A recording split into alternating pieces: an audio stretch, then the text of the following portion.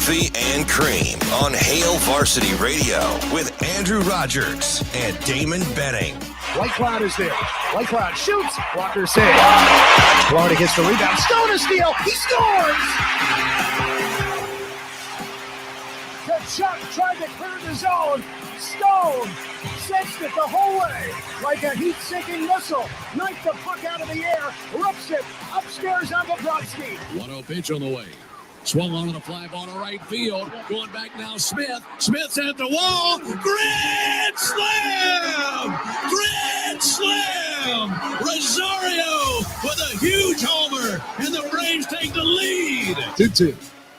Jonas swings it to high fly ball to right field, looking towards the pole. Hernandez back. He looks. That ball is out of here!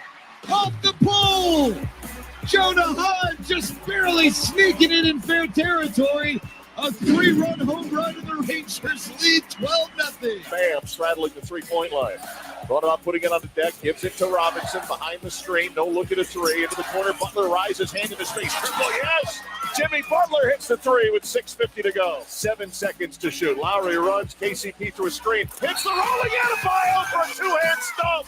Adebayo set a tremendous screen and then rolled to the bucket and a chance for three.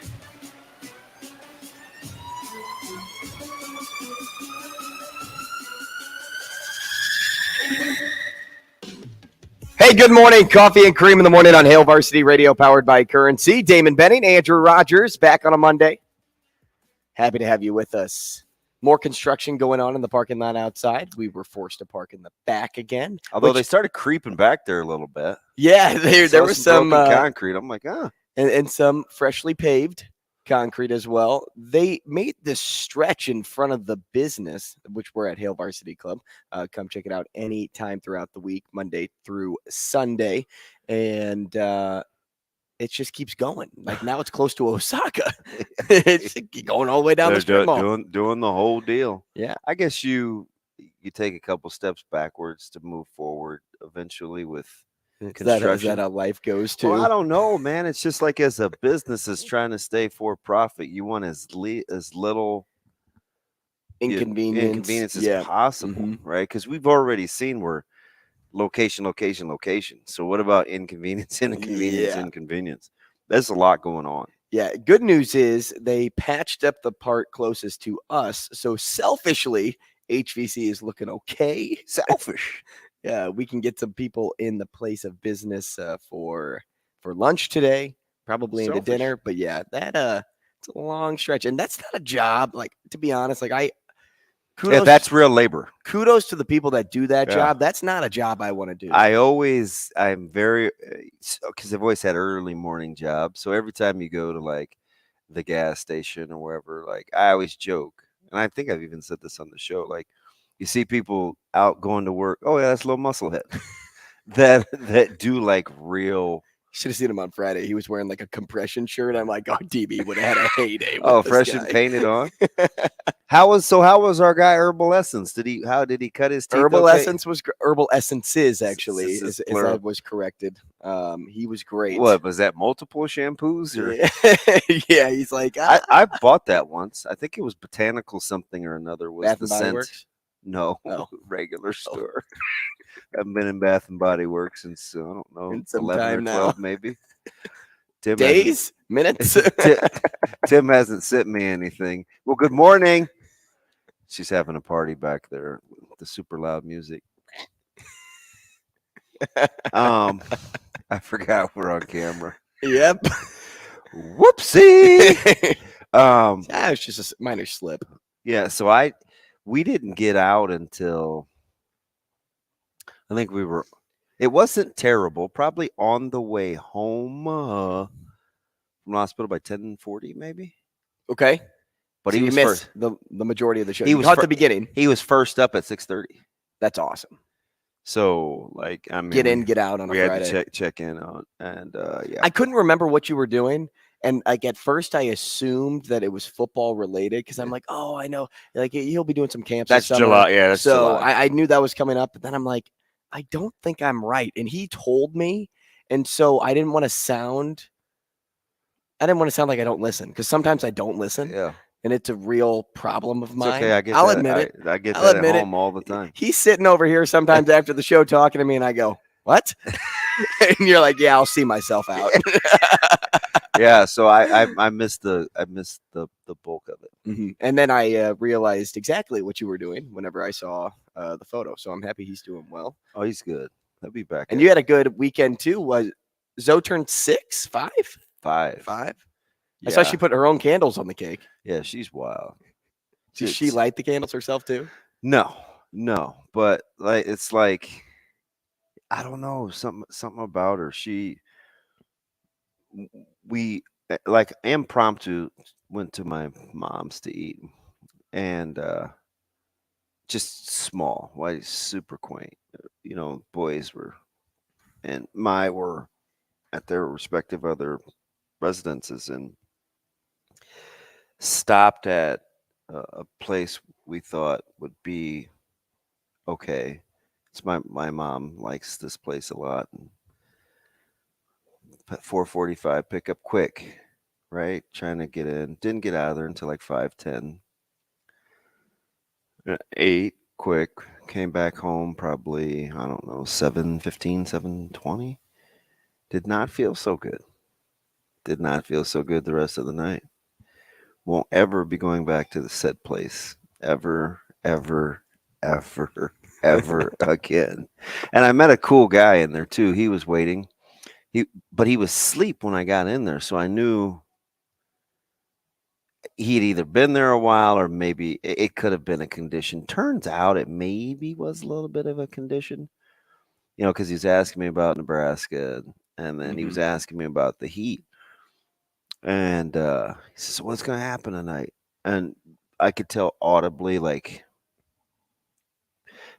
maybe like, I don't want to speculate but I kind of did in my head, just not human nature. I was like, maybe recovering from a stroke, something like that, or like the audible skills, kind of the range of motion, because I was going to help him bring his stuff to his truck. But once he pulled the door open, he was fine. Just the wall, kind of his gait and stuff. But anyway, we were talking about the heat, and I always joke with Shane about being on delay. So this was probably, I was supposed to pick it up at 4:45 from my mom, and it's only a couple minutes from her house, and so I got there about 4:40, 4:38ish. That was when the first conversation ensued, because he was sleeping in the waiting area when I was going up to the counter. So maybe I startled him, maybe I didn't, but they had some TVs around, so we made small talk. Whoa! So basically, I talked about Miami at 4:40-ish, 4:40, just before 4:45. Right. So I went out and sat in my truck a couple of times while waiting. So about 5:10, I came back in, and he was still there too. And he didn't agree with me the first time on Miami, because I was like, gosh, I said, just a weird feeling. I like Jimmy Butler's press conference. I was like, I'm a big press conference guy. He may not have cared. Who cares what I was saying? And long story longer, like at the 30-minute mark when he got ready to leave, he completely changed his mind. And we didn't bring it up again. He's like, man, I'm with you on the Heat tonight. I think they'll get them in Denver. Denver's not ready for that type of pressure to have to win 2 at home. Go Heat. You talk about being on delay. I'm telling you, You're like 20 some. You're looking at your watch like, are 20 some odd minutes had elapsed. Is it 4:42 or 5:12? I'm like walking back and forth up the stairs. It's just, I'm just killing time, right? It's like, and you're doing you by yourself. Yeah, totally. And he's like, hey, do you want to drink while you're waiting? We're so sorry. And they had like these buckets on display with a variety of beverages. And I said, well, I'll take one of those. He's like, oh, we can't give those away. And I was like, I don't want it then. I can get water out of my. I go, did you not ask me if I was thirsty? Yeah, it was very specific. They couldn't give you. And I get it. I don't think businesses can be in the habit of giving away a free cocktail. And I didn't really want it anyway. So cocktail. So what if they just like made you choose water, right? Like at the end of the day, they just wanted to give you water, but they let you decide. Oh, we can't give you that. All right, I'll just take a Diet Pepsi. And it Can't had do been that either. It had been a while, and I wanted the ice. I wanted some ice for my Yeti. So when I went over there, have you ever? I'm sure you have. I haven't because I don't do any fountain drinks. They have touchless sensors. Yeah, you should have seen me trying to use that thing. You like looking underneath? No, it? listen. Am I in far enough? Am I in the beams? If anybody would have been there, they'd have been like this, dude. It's not very. Then the guy smart. that you convinced on the Miami Heat, he's like Nuggets in. Well, he never Nuggets got in up 4. until he got ready to leave. And then another much older lady came in and sat down, and you could tell she was a turner and burner because, I mean, you know, when people smoke and they come in, it's just like, it's just different. And it's a kind of a little quaint place, so. It takes up the room. Yeah, you know, my sense of smell. I was have like, to apologize to my nose hairs. Yeah. So after I finally went to sleep at like 2 a.m, I was still mad. Watching college baseball, probably. Yeah, a little, you know, so the Southern Miss got out of hand. I mean, Oral Roberts and Dallas Baptist was good because met expectation. Because in my library, for how I have it sorted, it was 4-5 channels worth of all college baseball in a row. It's a lot of surprises. And if you weren't paying attention, you wondered how scores flip so quick. I mean, an inning gets away from college players in a hurry. Well, it was an absolute home run derby. There were 33 games yesterday. How many home runs were there? Oh, 70. 97. Yeah, 97 big flies yesterday. I know there's 33 games, right? So it's a large size. If you can do math, though, DB, that's about 3 home runs a game. It's a ton. I know you were disappointed to see East Carolina get beat. Yeah, a little bit. I was okay with it, though. I just wanted to see the antics because there's something else. How about the ejections? You get booted. You get booted. Yeah, you get booted. I was like, is this a sportsmanship? But the thing I think it cost Clemson the most. I mean, because their center fielder, Clausio, he's a stud. But I just in that situation, I just want to know. I want to know what he said. What did you say for one? Yeah. And two, like this is the 12th or 13th inning at this time. They're just jawing back and forth with each other. Whether or not he called them out with a your mama joke or whatever it was pretty. So you know the funny thing about that, like there was the meeting of the minds before the ejection, and that's how it normally happens. So it wasn't like he said something that was so egregious, you hammered him at once. You talked about it and then gave him the gate, and I said, "Ooh, that one's gonna leave a mark." But there were a lot of people in that Terre Haute region that liked Oral Roberts, and lo and behold, Stillwater was weird to begin with. It wasn't. Because no one was sold on Oklahoma State going in. Nobody. I don't know. And I said Terre Haute because I was thinking Iowa and Indiana State, which was funny because speaking of the home runs, you see the train track right out front, or the car at the four-way park, or the cemetery in center. Yeah, and the outfield. I was like, that is total small town. But anything down third base line, the neighborhood street was like right there. I was like, oh, this is small. Yeah, the bats were alive though. 4 games yesterday didn't feature a home run. 6 grand slams yesterday. Yeah. 6 and 2 by the same guy. Back-to-back innings. Who walked it off? No, that was the White Sox. I was thinking the White Sox. Yeah, Jake Berger. Yeah. Which cool moment for Liam Hendricks on National Cancer Survivor Day. And you know what? How about just the crowd? It's like, I'd take a moment to soak all that in. But it was a slugfest yesterday. And it wasn't just limited to college either. I saw a crazy I think this is ESPN Stats and Info. You know, here's a little tidbit for you. What's that? I get a lot of my trivia questions on Friday from ESPN Stats and Info. Do you really? Just letting you know. Yeah, but I'm already here. That is true. But if you were like on Thursday, you're like, I'm going to just check out what happened this week on ESPN Stats and Info. You probably could cheat. So the Rangers have had 16 games of 10-plus runs. 16. And how many have we played? 50 now? Which is the fastest, which is the most through 60 games in Major League Baseball history. You talk about, and they scored 12 yesterday. You talk about playing softball. In Major League Baseball. Exactly, T.O. Yeah, 16 games of 10 or more runs. Unbelievable. And with that lineup, too. Like, they don't have, like, kind of. Remember last year, offense. a lot of those guys couldn't really get it going. Mm-hmm. And they were top heavy at the top of the order. But they were.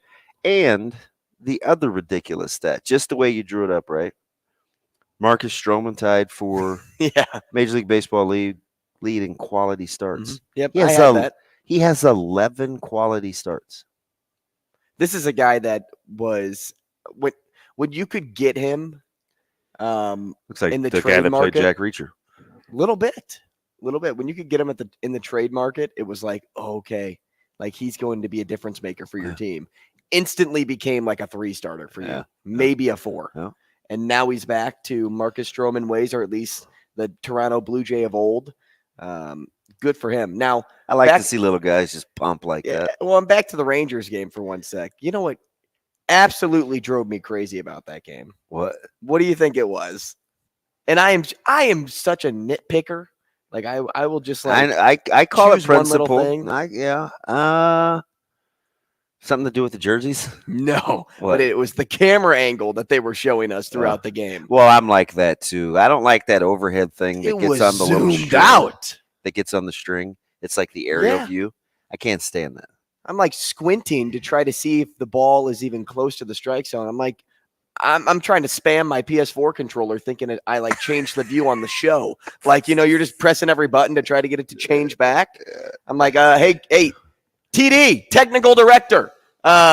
Push it one more time. I need a little help. Hit the button on the right. Shane, I need a little help out here. By the way, did you see little SES's haircut? I did. I commented on it right when I walked in. Good job, little haircut. Oh, you did? I didn't hear you. Mm-hmm. Or you were busy out there. I was listening to stories. Avoiding concrete.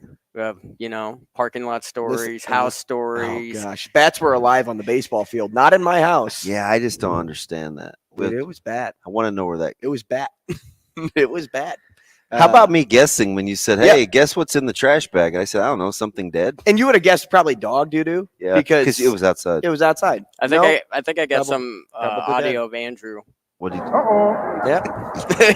Yeah, I hear Ashley yelling from the house, Andrew, kind of an emergency. I'm like, what is kind of an emergency? Kind of a dead bat in your living room. Right. So wait a minute. You must have taken Molly with you. Yeah. Mm-hmm.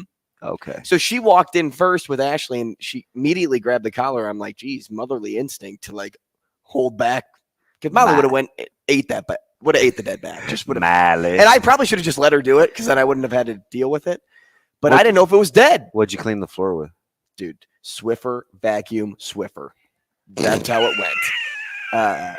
So I go, we walk in, and she's standing by the mudroom door, like the door to the garage. Yeah. And I walk in through the other side of the house. Do you know I've never heard that called a mudroom until the last year? Was it because of me, or was it somebody else? No, it was somebody else. And we're driving along the interstate, and there was a raggedy farm. I'm like, golly, I wonder how they enter the house. And all of a sudden, the phrase was uttered, probably through the mudroom, DB. I'm like, what is a mudroom? Are you kidding me? But I'm dead. It's just the entrance, right? The entrance into the house. Serious. That's where I heard it. That's pretty funny. And maybe that's where it was. Maybe that's where the term was established, on a farm. I guess that would make sense, right? I'm pretty sure. So I went up into the kitchen. I grabbed a salad bowl, and I am like ninja-like on my counters, trying to navigate to the bat. Don't know if it's alive or dead, and I sound like Rachel Green as I'm trying to like put it on there. I have definitely a girlish screech coming out. Oh, I can only imagine. I put it on there. I'm like, oh, like, you set it down, and then you're like shaking the bowl a little bit to see if the bat's alive, and it wasn't moving. And then I go, how am I going to get this thing outside? And I called my dad. I'm like, how would you do this, Dad? Yeah. Well, what would Barry do? He goes, well, do you have an empty cereal box? And I go, yeah. He goes, flatten it out, slide it underneath there, make like a little sandwich. You don't have to turn the bowl over, and then just take it outside. And I did, and I practically threw everything outside and like ran back in screaming, closed the door, and nothing moved. And then I had to go I looked like I was like in the hazmat suit, like put the big rubber gloves on, get a bag, clean it up. But yeah, came home to a dead bat yesterday. Right there. And now I don't know if there's more bats in my house. That's the biggest worry. Yeah, I don't know enough about them to know if there's one. Are there multiple? Well, I'm going to have to call animal control today just to say like, hey, so what should I do next? So what is it, Humane Society? I don't know if it's Humane Society. I'm just going to call and be like, should you guys come out and check? Should I call an exterminator to come out and check? But I don't know it's not. It wouldn't be an exterminator. I don't know what I would say Humane Society. You might need the CDC or somebody with some infectious disease control. I know. You know what? I may start Corona round 2 with this bat. Did you say Corona? Uh-huh. You probably wanted to drink a few. After that, maybe 4. Yeah, I'd have been weirded out too. It just wasn't for. And I was walking in when we got the Chinese up the road from us. Wait, up the road? Not the one you told me. The other one. My road. You went to Hunan Garden? I went there. Yeah. But it was convenient because no one was in their drive-through, and so we could just go right up, order. Although that lady is ridiculously nice. Both of them are, the lady and the dude. Yeah, except one time he looked at me sideways when I asked for another mustard. Well, Ashley wanted to order miso soup, and they're like, "Yeah, that's a Japanese thing." That's what she said over the intercom, really verbatim. And I go, "Yeah, it's wonton soup. You want the wonton soup?" So what is egg drop? Same thing. It's like a Korean Chinese. Okay. But she was specific about the miso. Well, she wanted to get miso, and I'm like, okay. Well, miso, is that the one with the little sliced mushrooms in it? Not sure, because I don't ever eat that type of soup. That's not for me. I don't buy soup out, so. But it was egg drop, wonton, and something else there, and that's it. And she's like, yeah, miso, that's a Japanese thing. Was that a delivery? Yeah, and I go, oh my gosh, they're gonna like spit in our food. Take that. Know where you're at next time. Well, I remember when exactly, Eric. When I went to Maru, I said, hey, do you have any fried rice? Because I was trying to keep it basic for, I can't remember which knucklehead, one of them. And she goes, no, we don't have that. Probably Caleb, because he and I relate on this. And she's like, and she's really cool. Spectrum. She's like younger lady. And she's like, we don't have that here. That's a different restaurant. And I caught myself, right? Like I wasn't about to say, well, how do you not have fried rice? But I kept. You decided to hold it in. So I did the quick skim of the menu, and I can't remember what it was. Oh, I meant the other thing. And it's the one right next door, coincidentally. And you said that one's better, without question.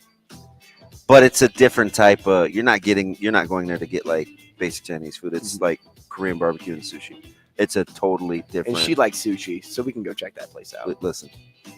Legit. And I'm not a sushi guy. Everybody says that until you get the right one. Until you find your place. Yeah, I'm sure. I'm serious. Eric Spoltra got asked a Eric question the other day. Eric, we'll talk about how do you win so much? NBA Finals when we come back. Rogers and Benning will be back in 5 minutes.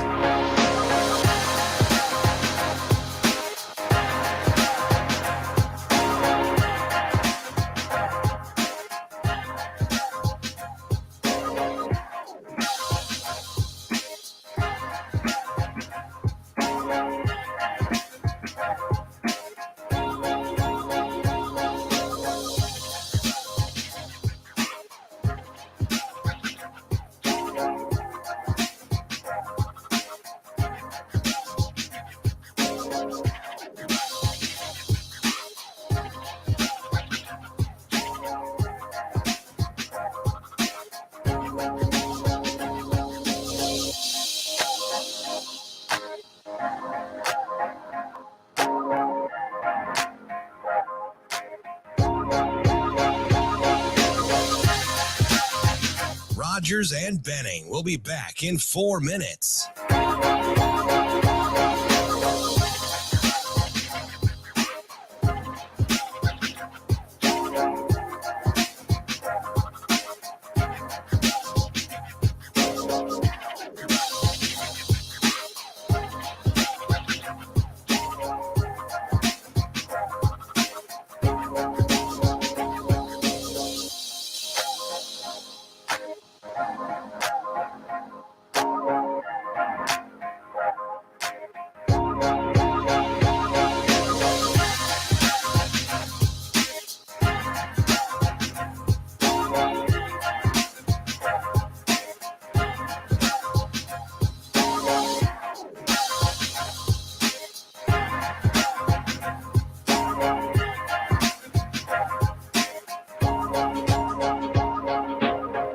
Rogers and Benning will be back in 3 minutes.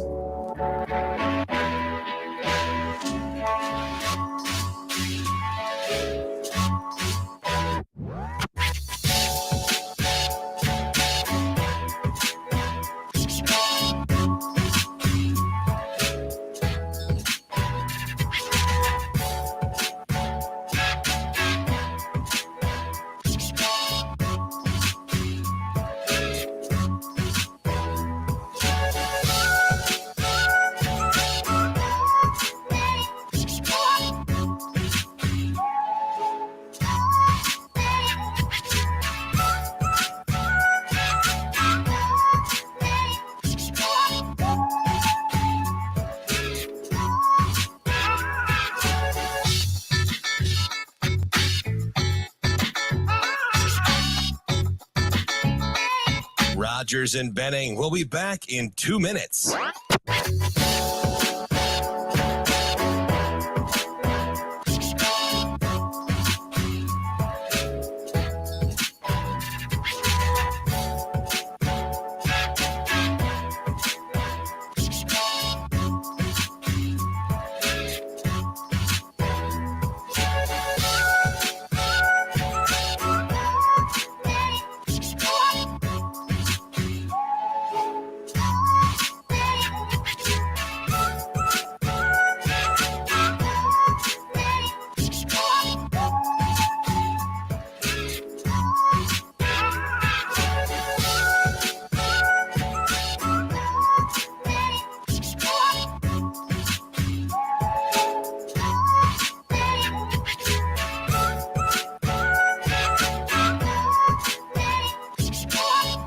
Rogers and Benning will be back in 1 minute.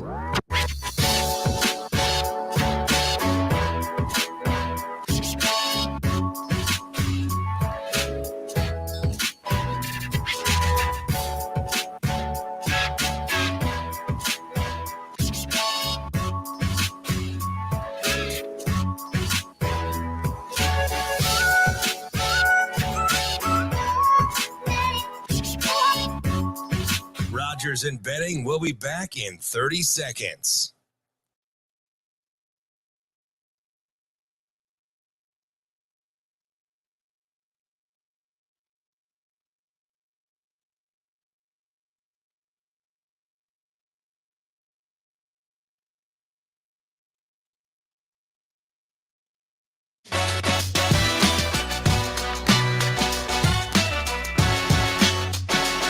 Coffee and Cream with Rogers and Benning on Hail Varsity Radio. Bio up high with 9:45. A great bounce pass to Robinson at the rim. Hangs and hits. And the Heat go up 3. And Michael Malone's going to take a second timeout here early in the fourth.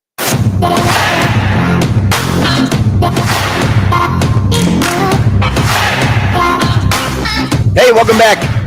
Coffee and Cream in the morning on Hail Varsity Radio, powered by Currency. Damon Benning, Andrew Rogers, live from the H&H Chevrolet stage at Hail Varsity Club. Happy to have you with us, whether it's on 590 ESPN Radio here in Omaha, live on Twitter, live on YouTube. You can catch those on Hurrdat Sports or Hail Varsity's Twitter pages. And if you miss anything on the show, go back and listen to the podcast. Apple, Spotify, Amazon. How are we doing with the feed thing? Making progress? The feed? Yeah. Coffee and Cream? Oh, to get good? like one. Yeah. Is that good? Well, I'm talking about it this week. Oh, whoa. You got a secret meeting? Yeah. Why? He made me sit up in my seat. Are you talking about like our own RSS feed? Yeah. We'll probably talk about that in our weekly meeting, right? Are those moved to Wednesdays now? Uh-huh. So this is the official? Mm-hmm. I thought it was Wednesday last week. We're all chilling on Tuesday. Are you kidding me? No, I wasn't. It was a very productive meeting, though. Although that's one of the few times it's weird sitting in the dark. It is. I typically prefer that, though. But when I'm talking to a bunch of people, I'm like, can we raise it up a little bit? Like not just the roof, but yeah, I don't know. some other things I'd like raised. I saw some crazy weird lady at the. I'm sorry, my mom told me I'm not supposed to use the word crazy. But did you see the lady that you was? Can use weird lady. Yeah, she was kind of weird. She was on the baseline, and she was a Heat fan. I didn't know how she got such good tickets. They kept doing the little. She was doing the little rhythmic pump. Yeah, and I was like, she's like one of 3 people over there. They're probably gonna run her out of there. She's probably some type of debt collector. And how'd she get the floor seats? I'm telling you, she won it in a poker game. And she probably was like in her feels for like the first 3 quarters. She's like, "Are you kidding me?" Mm-hmm. Especially after the Nuggets that first quarter, and the Nuggets kind of closed out the third quarter. You're like, they ended up winning that quarter, right? Yeah, they pushed the lead because what Don't was it? Sleep on the Heat in the fourth. What was it? 83-75 going into the. Mm-hmm. Yeah, they pushed it up 2 points. And I was like, because it's 57-51 at the half. Yeah, okay. So I'm doing the math in my head real quick. You're like, oh man. Here they go again, and they just altitude problems. Yeah, I keep wanting to say I'm telling you, but ask guys that most of the guys that I know that played there in the 1 day scenario after being there on like the Friday whenever we got there was not a thing. Mm-hmm. It wasn't. You adjusted quickly. Yeah, I did. You could barely. I don't know. It was much ado about and nothing. Some probably didn't even get affected at all. It was so cool. I don't know. It was just seemed much ado about nothing. Now, I mean, you'd think over time, like 6 or 7 days, you get more acclimated, and it would be worse in like a 40-hour stretch. It didn't seem to bother us much. Did it surprise you that Jokic only had 4 assists last night? Well, see, they stayed attached to shooters, and I like that. See, I wish more coaches and the good ones do it here at the high school level, where if a guy is not really going to kill you in the post, you don't always have to go down and dig. Like, I get it, foot in the paint, help side defense, but stay attached to shooters, especially with how the 3 ball goes in. And I mean, one of his 4 assists was so sick, you weren't stopping that one anyway. The one hand pass. Oh yeah. Which most of his assists are like that. I'm like, yeah, wow. Or it's off of a board and kick out Jamal Murray. So the pass wasn't the best part. The best part was Gordon handling it the way he did, because it was kind of at his waist, because he was already going up. But I mean, they stayed attached to shooters. He doesn't like playoff Jimmy. So what are we supposed to call him again? Because he doesn't like the playoff Jimmy. He should be fine with playoff Jimmy. Nah, and he has something else he wants. But he's like, I don't want to just be segregated to one thing. Yeah. I want to be the whole season, Jimmy.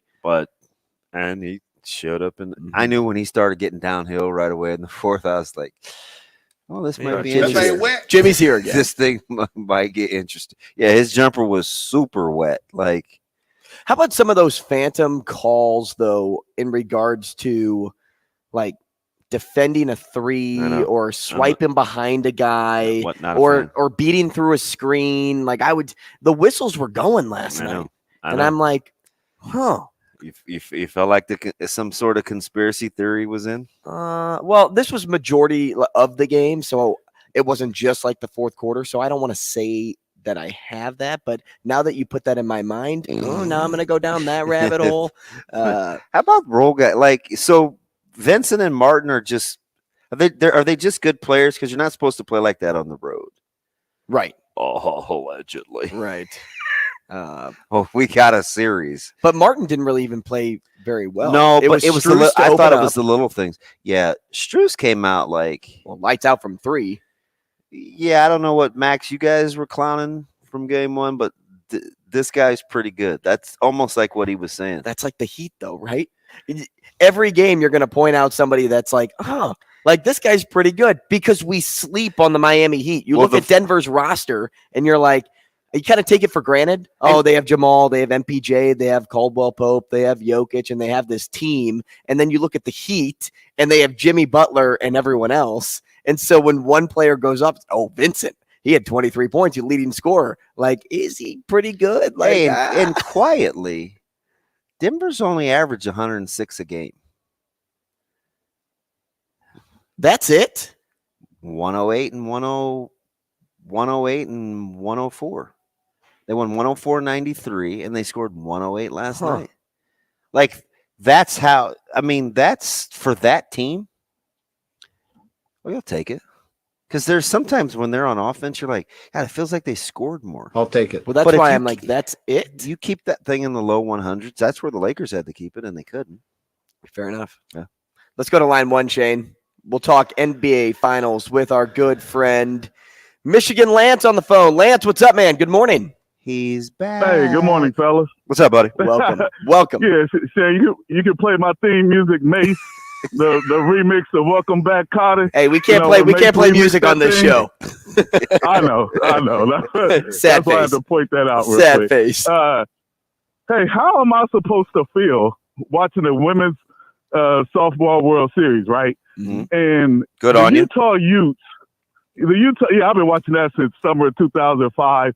When I was at Wayne, being the GA board in the summer, out of my mind. I'm like, what is this? Just having to be on. I'm like, hey, this is pretty interesting. And it's had my attention ever since. And so I'm watching the Utah Utes, I think, play Oklahoma State. They're getting blown. It's like 8-0, whatever it is. They're getting blown out. And the girls on the bench, they're still laughing, giggling, smiling. Am I supposed to be mad that they're not showing a scowl or anger or a mean mug because they're getting blown out? Mm-hmm. I think softball's different. At first blush, okay. I just being listen. I just think their camaraderie and chemistry is what they do. It's the only sport I know that chants the entire game from the dugout. So just imagine if win or lose getting blown out. If you don't, you probably don't feel right. It's just embedded in the culture of the game. Mm-hmm. Right? Just imagine. So I look at it the other way. It's 8-0, and you're the folks on the bench that aren't saying anything. You probably would stick out like a sore thumb. Hey, this is what we do. We do this regardless. That's kind of how I look at it. I don't know, because it's not like that in a lot of other other sports. Right. Matter of fact, I just thought that was a good question to bring up. Yeah, and I think it's either way. I think it's a softball thing. I think it's only a softball thing. I know. I felt so bad for Malin yesterday just because I knew her dad. It's a tough break and for that's Washington. And that's why that game is so fun and exciting. It catches my attention because it's entertainment. It's always loud. They're entertaining all the time, and I got no problem with it, man. I that's what gets me to watch it. Maybe volleyball. It's great to watch. Volleyball could be a close second to staying loud and engage the entire match. I'm with you. Way through. You could make the case. Definitely. Why is it only women's sports? Hey, you know what I mean? Why can't men do it too? Hey, equal opportunity, right? Equal gender, right? Yeah, we guys, and I appreciate the call, Lance. He just can't. I think with guys, it's I don't know. Do we think it's not cool? Or are we supposed to not be the no emotion people? I don't know. I think that's what it more is. It's hey, put your head down and go. It's not about you. Focus on the game. Not. I don't know. Maybe we get into that. Stick around. Rogers and Benning will be back in 4 minutes.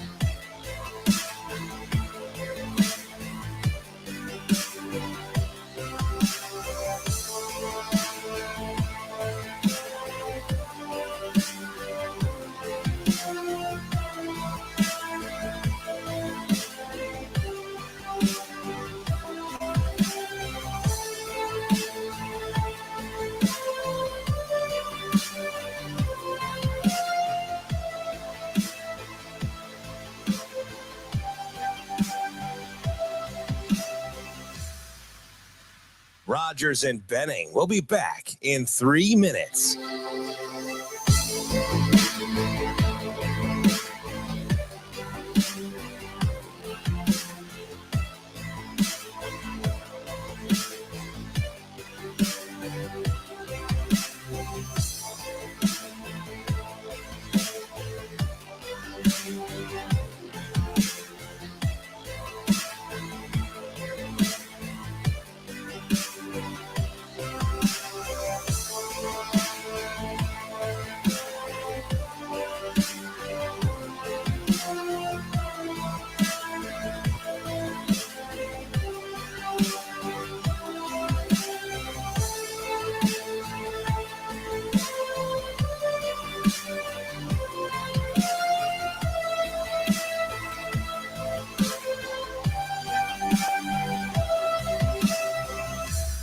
Rogers and Benning will be back in 2 minutes.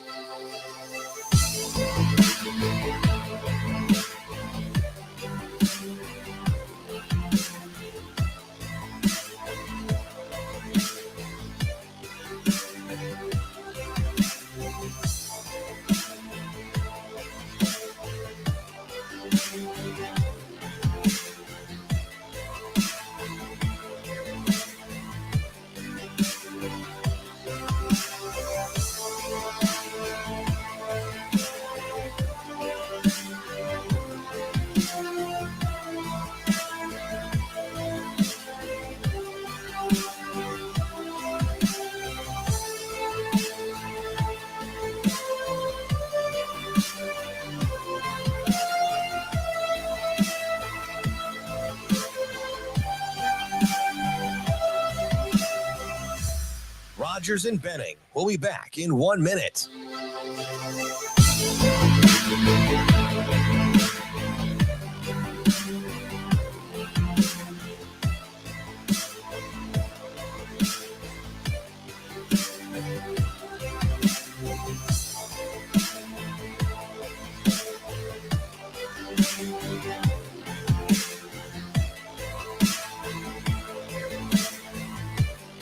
Rogers and Benning will be back in 30 seconds.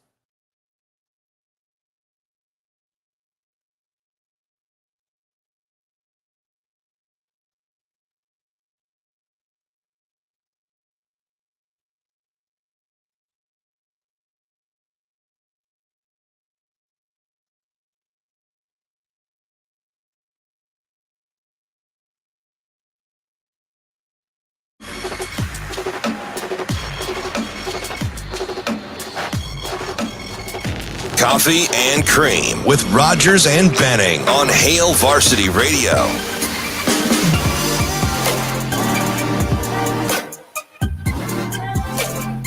Welcome back. Coffee and Cream in the morning on Hail Varsity Radio, powered by Currency. Damon Benning and Drew Rogers.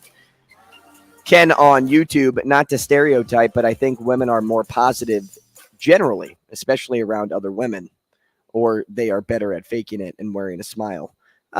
Maybe. I just think that the way you are raised throughout that sport is to do that. And that goes back to the culture thing.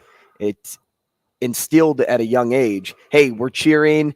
You know what's interesting though? Throughout the game. This is just how it works. Is, and Coach Samanji, Coach Frank, Coach Martin, all the good coaches. Like the best sidelines are an engaged sidelines. Yeah. Right. So I wonder, and I'm for that, but I different. Wonder where. No, believe me, I know, right? Know. Like, because I think because you're not going like if Rezak's wearing number 8, the guys on the bench are going, hey 8, you are great, let's go 8. Like, yeah, but like on kickoffs, right? We like sway or we rock or third downs, like we. We're like, So is it just like maybe it's a different way to chant, maybe it's cheer, situational, different way to be engaged. But see, I think I go back to the culture though, because like I think if imagine what the opposite would be. So let's say you're down 8-0 and you're not saying anything. Okay, just imagine how out of character that would be. And you know the opposing team knows they're in your head. Right? So I just think it's a way to play the game. But in baseball, it's just like, all right, kid, here we go, 12. Let's go 12. Hey, so conversely, you know what the male answer to that has been historically? Hey, everybody on the top step. See the railing. Hit the railing. So as opposed to just sitting. So it's all relative to what you're accustomed to doing, I think. So normally if you're a guy and you're sitting in the dugout, when it gets hectic, hey, man, your top step. Right. But I will say. You want you on the railing. So I don't know. I mean. I will say in men's sports, it seems like it takes a big play for you to get as excited as you would if it's just the fourth inning in a 0-0 ball game and softball with 2 outs. But I gotta be honest, they're always that hype. You have to wait for that home run in college baseball to get up to their level of hypeness. But remember, doesn't mean to say that if they're just on the top step doing their thing that doesn't match it generally. Remember what I said though with LSU and Iowa. What was my rally cry? As a matter of fact, I was kind of pissed that we were making such a big deal about Reese and Clark. I'm like, men do it all the time. They do that kind of stuff all the time. Nobody says anything. Well, we saw Jimmy Butler do the Al Horford. Was that Eastern Conference Final? You've seen the two small. Oh, yeah. You've seen the upside down goggles. I think it was the chase down. It was the chase down that did it for people. Maybe it was weird seeing in women's. Oh yeah, that's right. Because we were kind of on opposite ends of the spectrum, and I'm like, I could kind of see that. The chase down what did it for me. But who cares though? Well, when you do it twice, I'm like, all right, come on. And I'll say the same thing I said then. Get something new. Who are you, B-Rabbit? Come on. Hey, have you seen? Be you, Reese. Hey, Google or search Blind Fury on TikTok. He's like a guy that he can't see. Well, you're like, oh, no kidding, Blind Fury. But sometimes it's a play on words. But this guy actually can't see. But he does like those 30-second rap battles. Yes. Yeah. Yeah. Okay. Yeah. But anyway, I just think, I was just getting ready to say, if Caitlin Clark is mad, I just use a female. If Caitlin Clark is mad or she snaps, or she's overly happy or whatever, we applaud it. We analyze it and scrutinize it, and then it's like, yeah. So I basically think it's culturally what we think we're supposed to do. It's all about the gender stereotypings. Men historically have grown up stereotypically, keep your emotions in check. Rub some dirt on it. Yep, don't say anything. You don't cry. You don't do this. And women, very expressional, goes back to the positive. Have been very much allowed to do those kinds of things. So I don't know. I just know, in the sports, I watch it. We'll start young. Let's say it's Micah's age. Guys will be sitting on the bench. Defense. Sometimes you'll look around and you'll say, "What? It seems kind of juvenile." Okay, so Lance explained on YouTube a little bit further. He wasn't just talking about the chanting part. He was more referring to the laughing and talking in the dugout. So, in the sense, if Nebraska was down 14 and you saw that on the sideline, oh yeah, they'd be in trouble. Right. And as a matter of fact, there's been times, if I'm being 100% honest, in the last 15, 18 years. Well, I always will look at the sidelines. Mm-hmm. But the next question, see, this is how you get me if you want to get me in a discussion. Were they really down 8-0 and laughing and talking? Because I wasn't watching didn't that game. See it and plus that was part of in any case, I think there were two games going at the same. I think I was watching Washington when that game was going on. To be, if I'm being, because I wanted to see Malin, but anyway,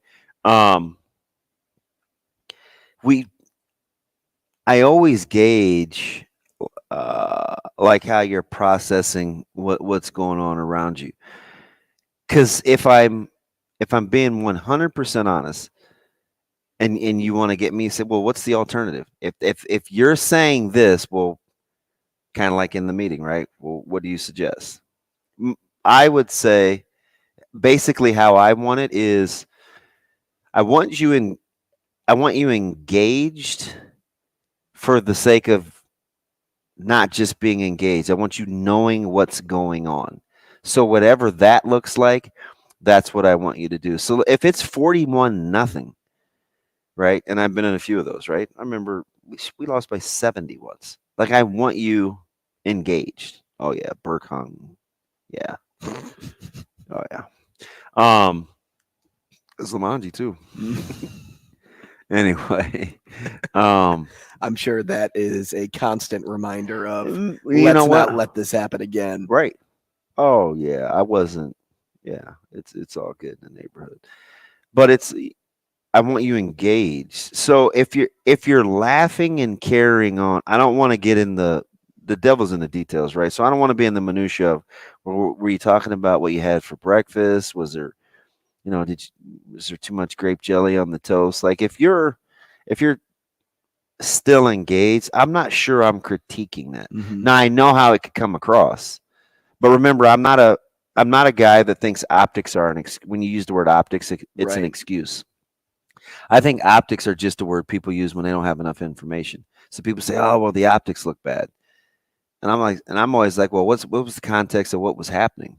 Right? Like, I need to know that. Mm-hmm. I just don't want to judge it based on what I see from a distance. Yeah, because I don't really by looking know from a distance right now, it looks bad. Yeah, like but if you see somebody laughing and I am a body language guy, right? I don't like crying right after games. Unless it's the last time you're going to do something, and listen to me make the rules like I really can't. Just my opinion, right? Unless you feel like you didn't leave it all out there. Mm-hmm. Like I feel like if you feel like, and that's why I coach it the same way. Hey man, you never know when this is going to be it. I don't care what it is. Sometimes it's due to time duration. Sometimes it's due to something you can't control. Sometimes it's injury. That's why I'm just a foot on the gas. I'm just a foot on the gas coach, right? Like, you just never know. Anytime you're between the white lines or on the court or on the gridiron, whatever, like, you got to maximize. And so as long as that's happening, I'm not sure I judge the rest of the stuff. The tears in sports thing for me, one other thing I'd add to that is there are times where you feel like you let the team down. So, and if it's the last game, like say you're in sectionals or something and you do something that causes, because this happened to me, you do something that like really hinders your team. So I was a sweeper in soccer and I got beat. Like flat back? Poor footwork, got beat, and I took down dude from behind. In the box? In the box. PK, they score. Soccer is hard to, it's hard to put points on the board. So if you give them the easiest opportunity to do that, so then it was just kind of a spiral effect the rest of the game. And refs actually lost control of this. We had a fist fight take place on the field. There was caution tape in the stands separating fan bases. It was weird. But for me, that I got teary-eyed because I knew I let the seniors down. No, I understand. I remember this is the first time he said this in front of me, but I kind of briefly told the story when Jason Peter talked to our football team the other night. This is 2 weeks ago on Tuesday, right? We met over at 118 and we were talking about getting ready for the season and kind of what we were looking forward to, what we wanted to work on. And somebody asked him, one of our players asked him if he had any, or what's one thing he wished he would have done differently. And he went back to the 96 year. And I know this is always stuck in his craw because there were a couple guys, and he kind of brought the story up again without naming names, that he felt like let the team down. He's still kind of pissy about that, right? But he also said, we had a couple of captains that weren't very vocal. He said, I'm not saying you have to be a vocal leader, but this is what I think we needed in this moment during this season to hold guys accountable. And two of the guys that he was talking about, it's just what we were talking about earlier. It's just in their nature to control your emotions. So they weren't like the rah guys, but extremely tough. One guy played 14 years. in the league, right? So it's just doing something it's just weird culturally what you've grown up with. Sam McKewon up next. Rogers and Benning will be back in 4 minutes.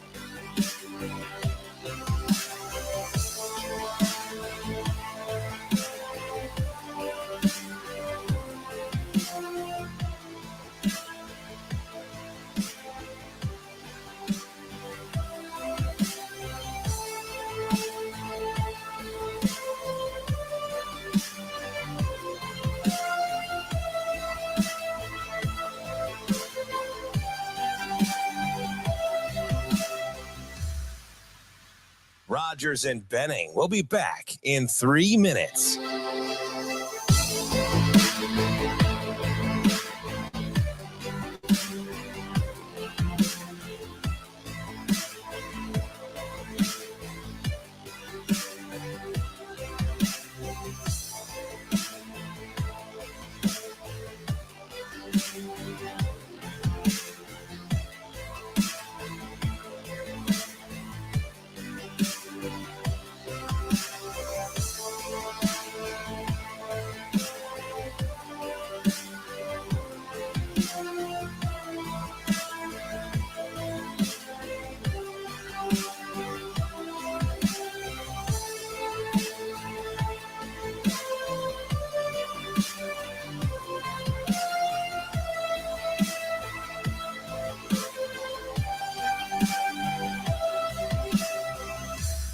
Rogers and Benning will be back in 2 minutes.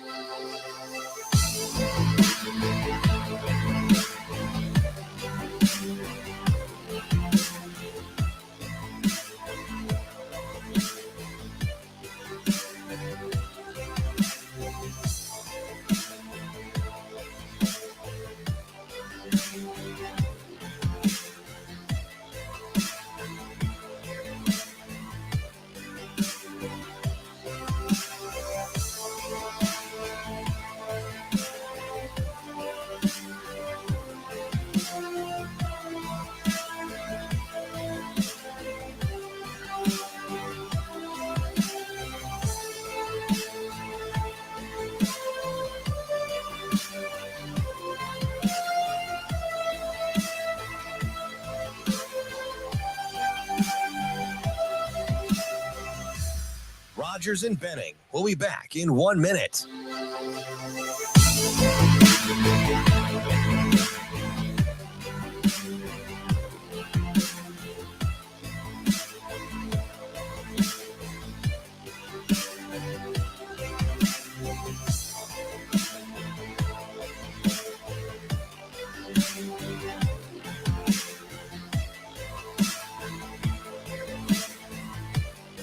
Rogers and Benning will be back in 30 seconds.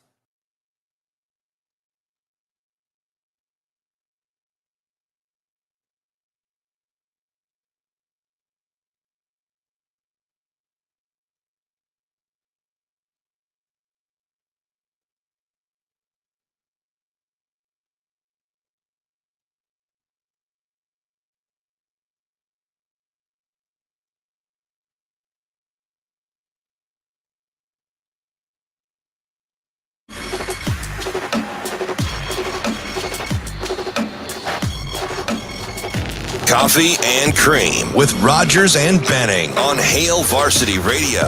Here is the sports editor for the Omaha World-Herald, Sam McKewon. That's fine. That's fine. That's fine. Sam McKewon.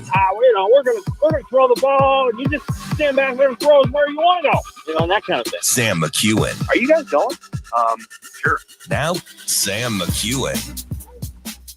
Hey, top of the hour here on Coffee and Cream in the morning on Hail Varsity Radio, powered by Currency. Damon Benning and Drew Rogers.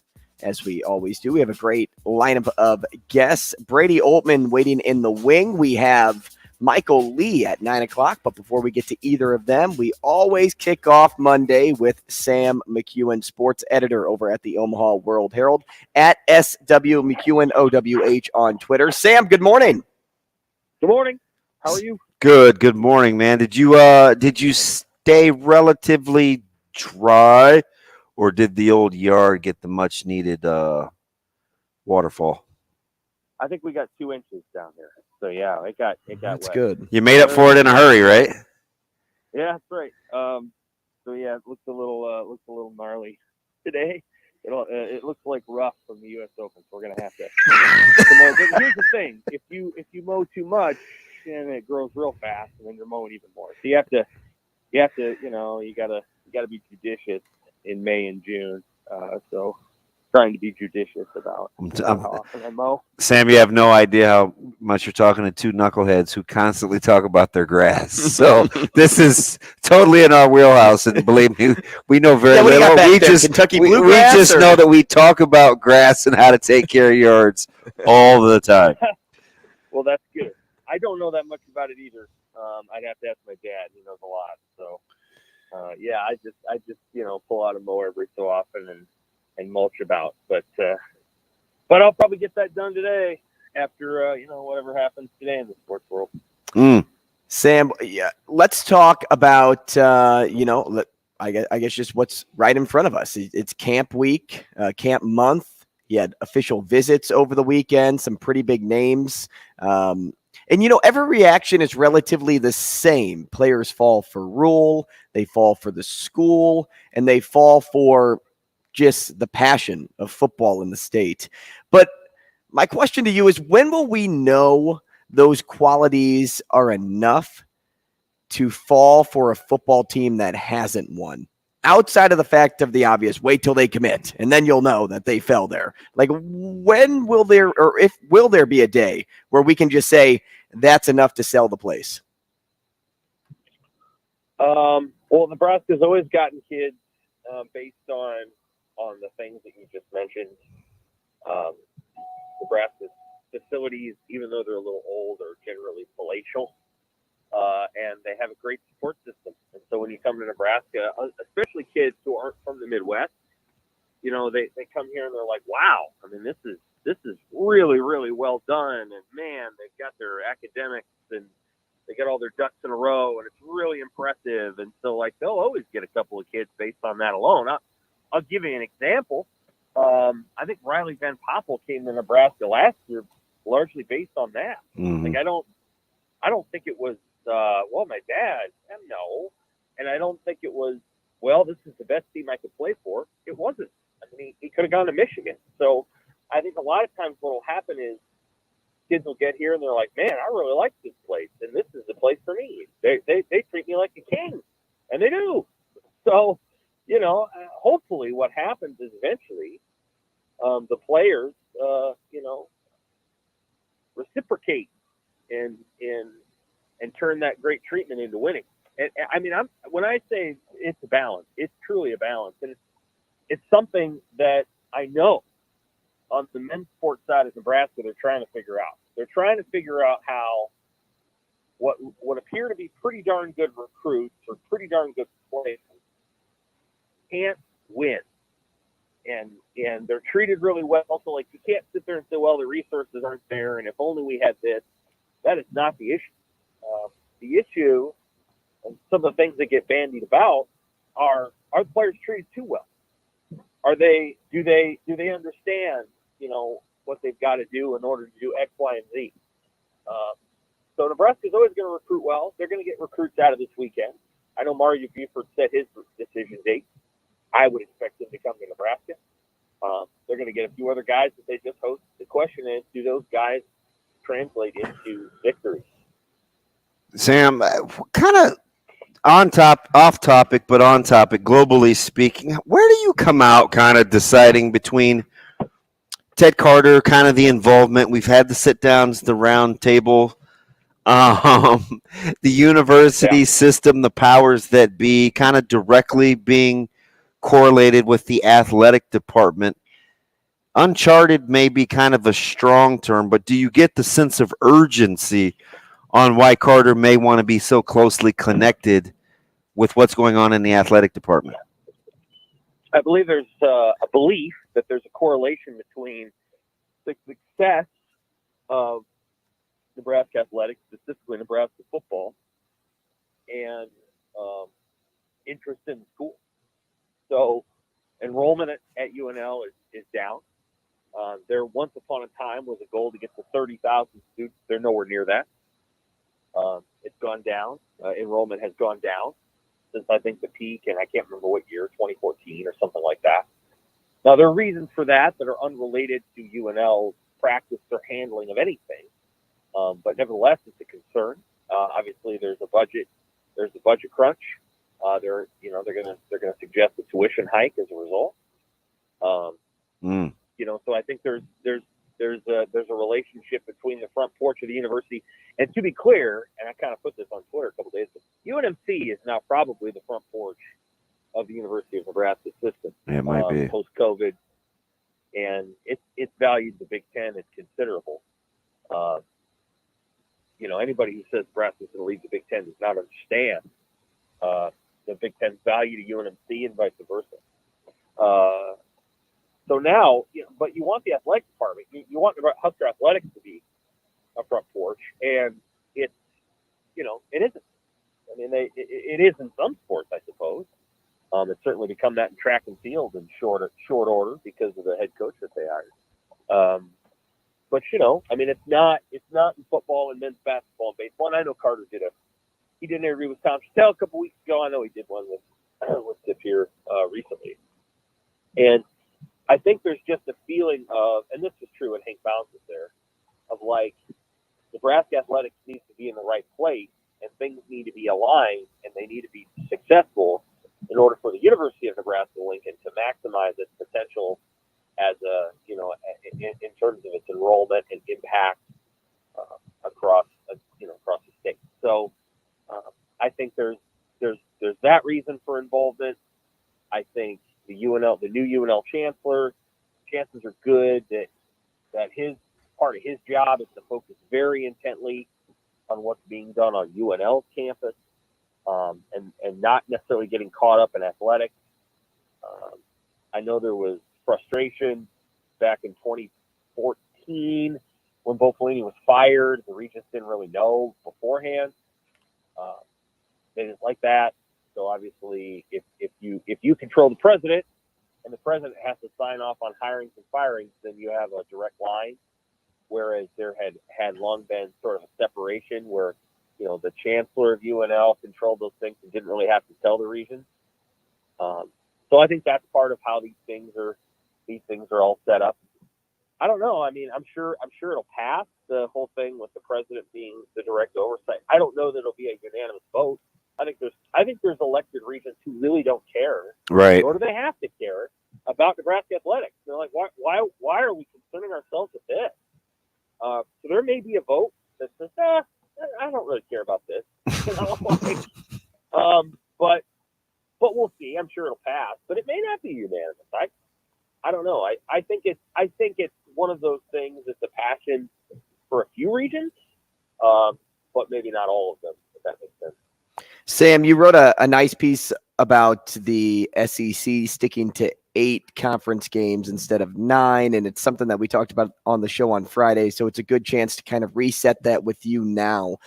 In terms of the impact that it could have or that it will have on the college football expanded playoff for teams outside of the SEC, how do you make light of how everything went down there with what people generalize as the college football's number 1 conference? Well, I think within the SEC, it's just remarkable to me that the programs that aren't as good could affect the vote and defy a commissioner because they're worried about not winning 6 games. I mean, you want to talk about a small concern, which is why I don't think it's about that. I think it's we don't have to change. Why would we?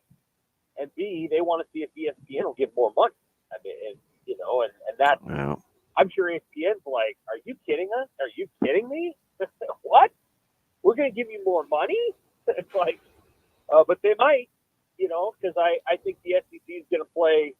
The bellwether in this is not Nick Saban. It's Kirby Smart. And all of a sudden, Kirby went from, hey, we're playing the toughest schedule in college football about 3 years ago to, well, this is an overrated conversation. I mean, that's, the minute he says that, you're like, well, we know what's really going on. So obviously they have Georgia as an ally in this discussion, and they're not going to get, Georgia's now the powerful team in the league, and it doesn't matter what Nick Saban thinks. But, they have never been punished for having 8 conference games. They've always been rewarded. So there's really no reason to change. Like, when those teams play FCS teams in late November, they're not downgraded for it, because as soon as you get ranked in the college football playoff, you almost never move down, unless you're Ohio State in 2019, and they wanted to put LSU at the top. But you almost never get moved down for winning. And so, like, it doesn't hurt you to play an FCS team, because by then, everybody's decided how good you are. It doesn't matter what you do in your 10th game of the season. So, it's fine. It's absolutely fine. Yeah, so long as the system is designed to rely on a group of people in a room where we all know that the coaches run it and the coaches decide. Everybody looks to the 4 coaches. Who are the 4 best teams? Well, the teams with the most talent and the teams in the SEC, and Clemson's good. Like, that's how it all goes. There's no real independent thought in there. I guarantee you there isn't. Very little. So long as there's 4 coaches deciding that, and those 4 coaches, the thing they value the most is not losing, then nothing's going to change.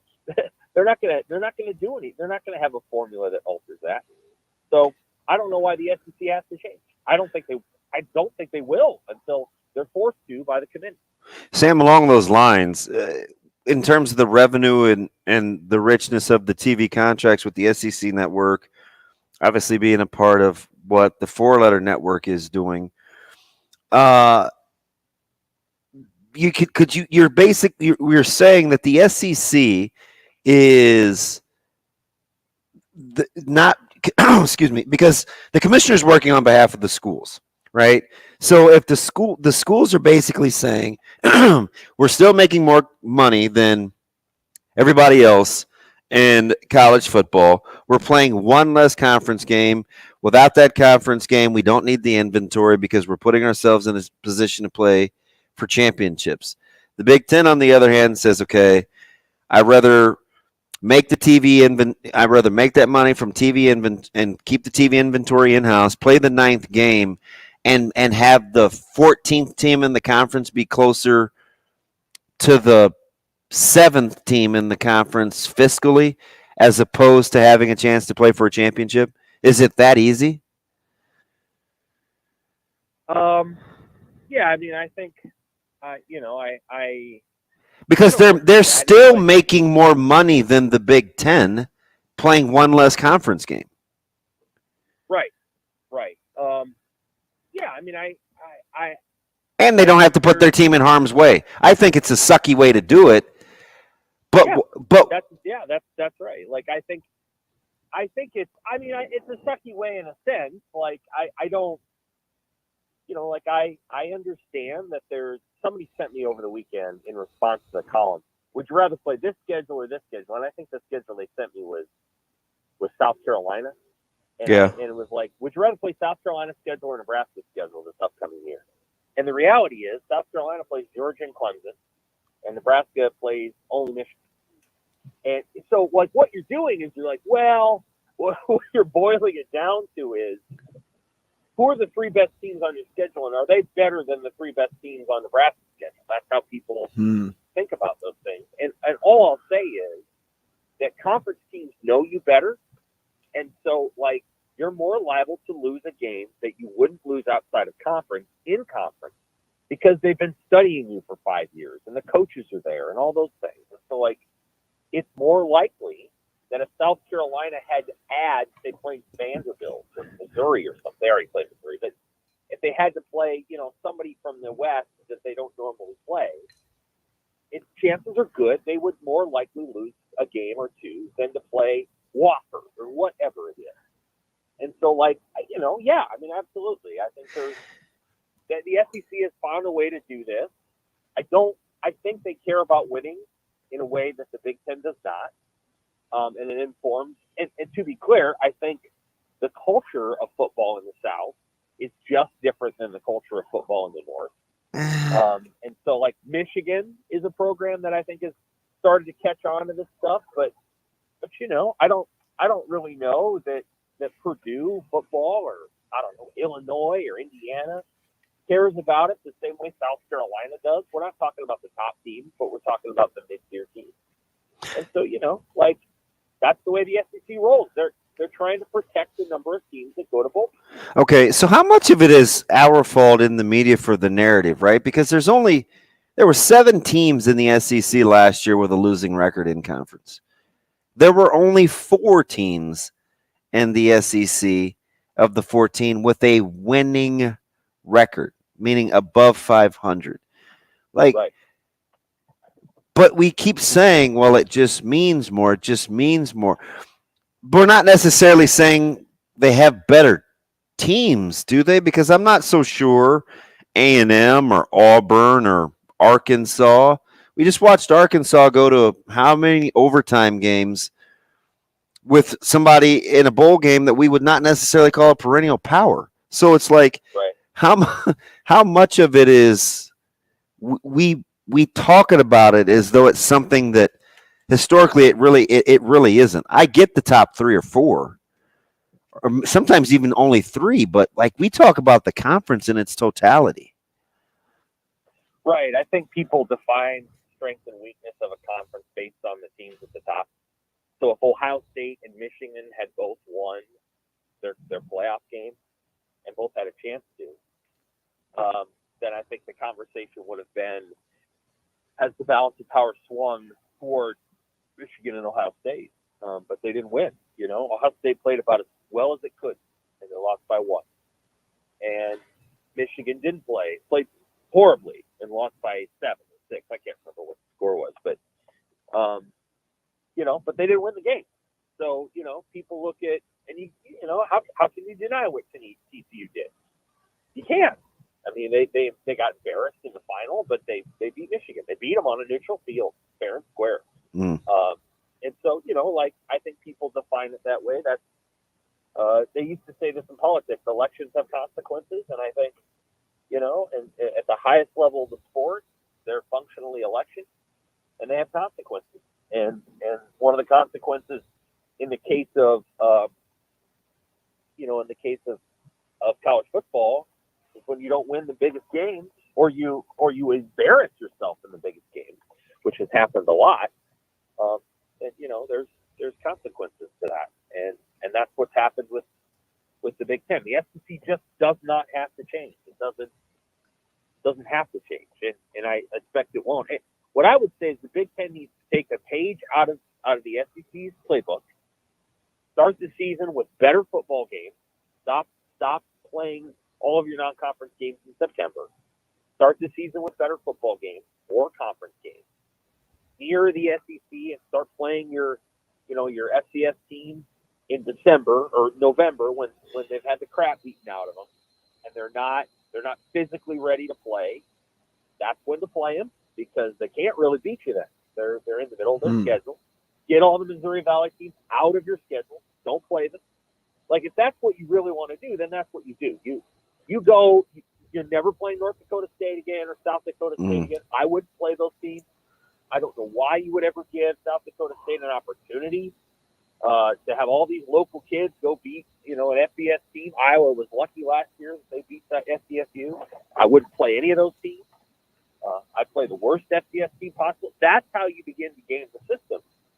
I just don't think the Big Ten's interested in that. I think the Big Ten is interested in something else.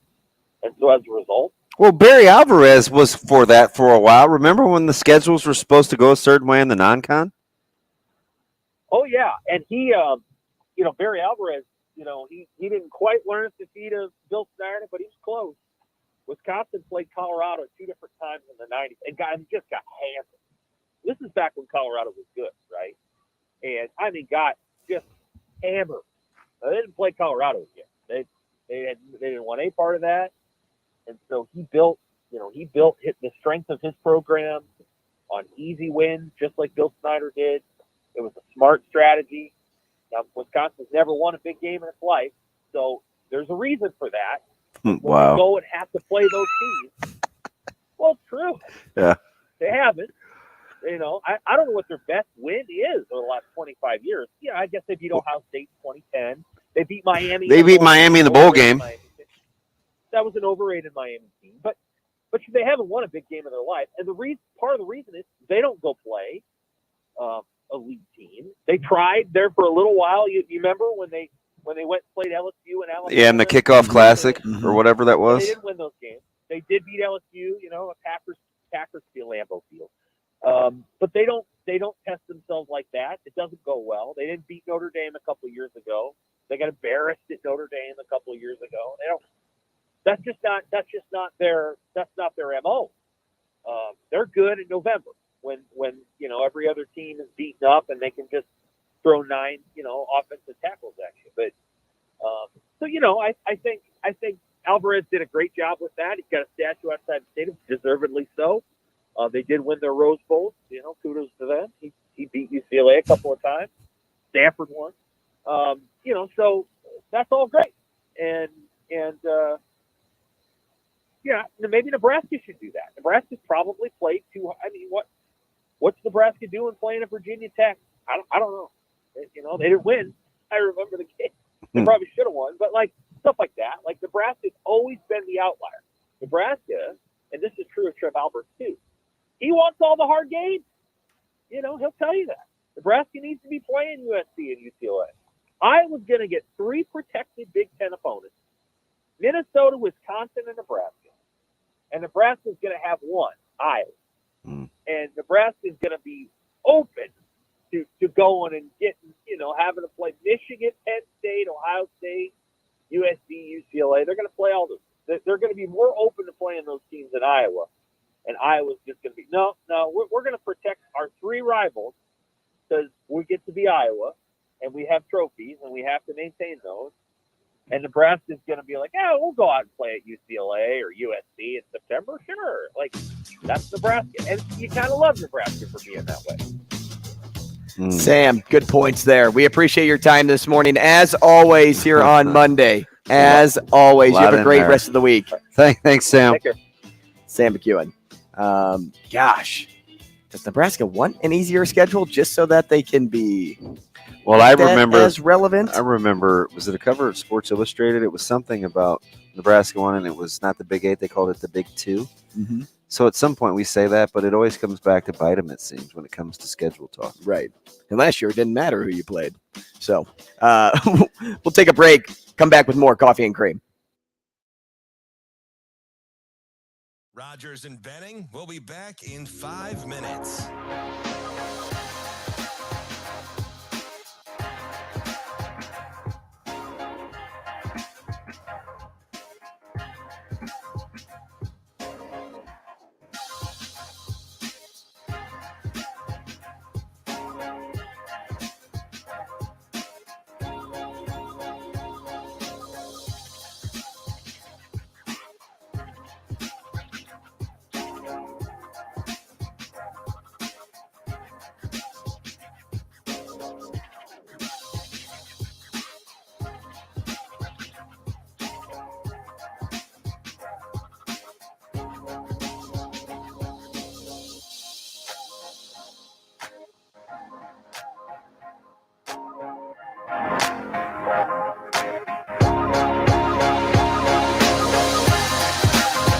Rogers and Benning will be back in 4 minutes.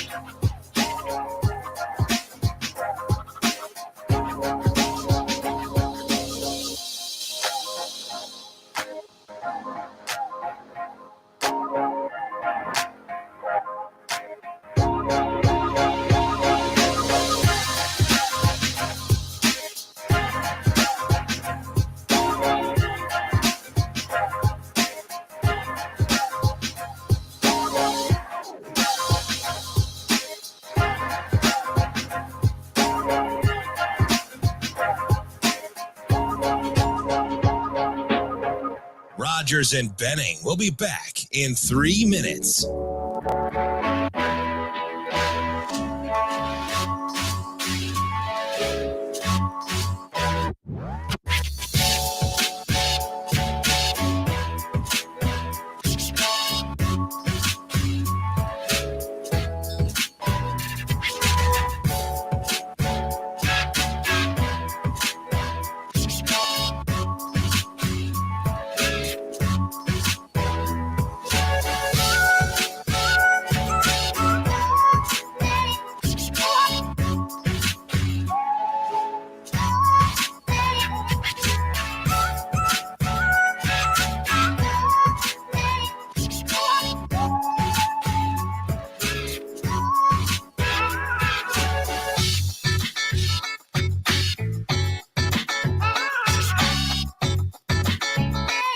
Rogers and Benning will be back in 2 minutes.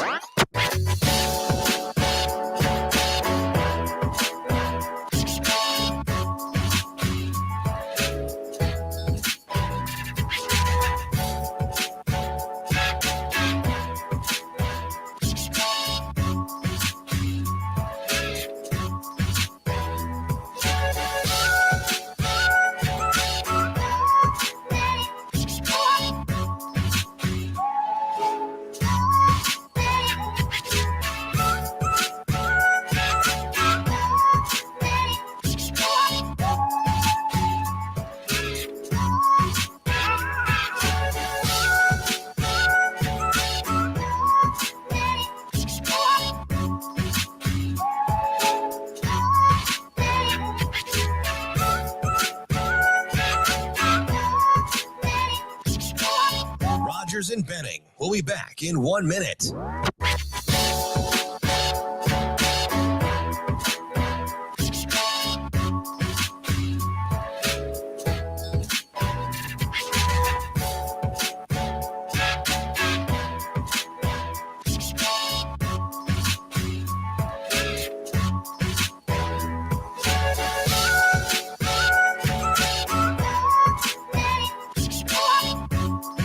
Rogers and Benning will be back in 30 seconds.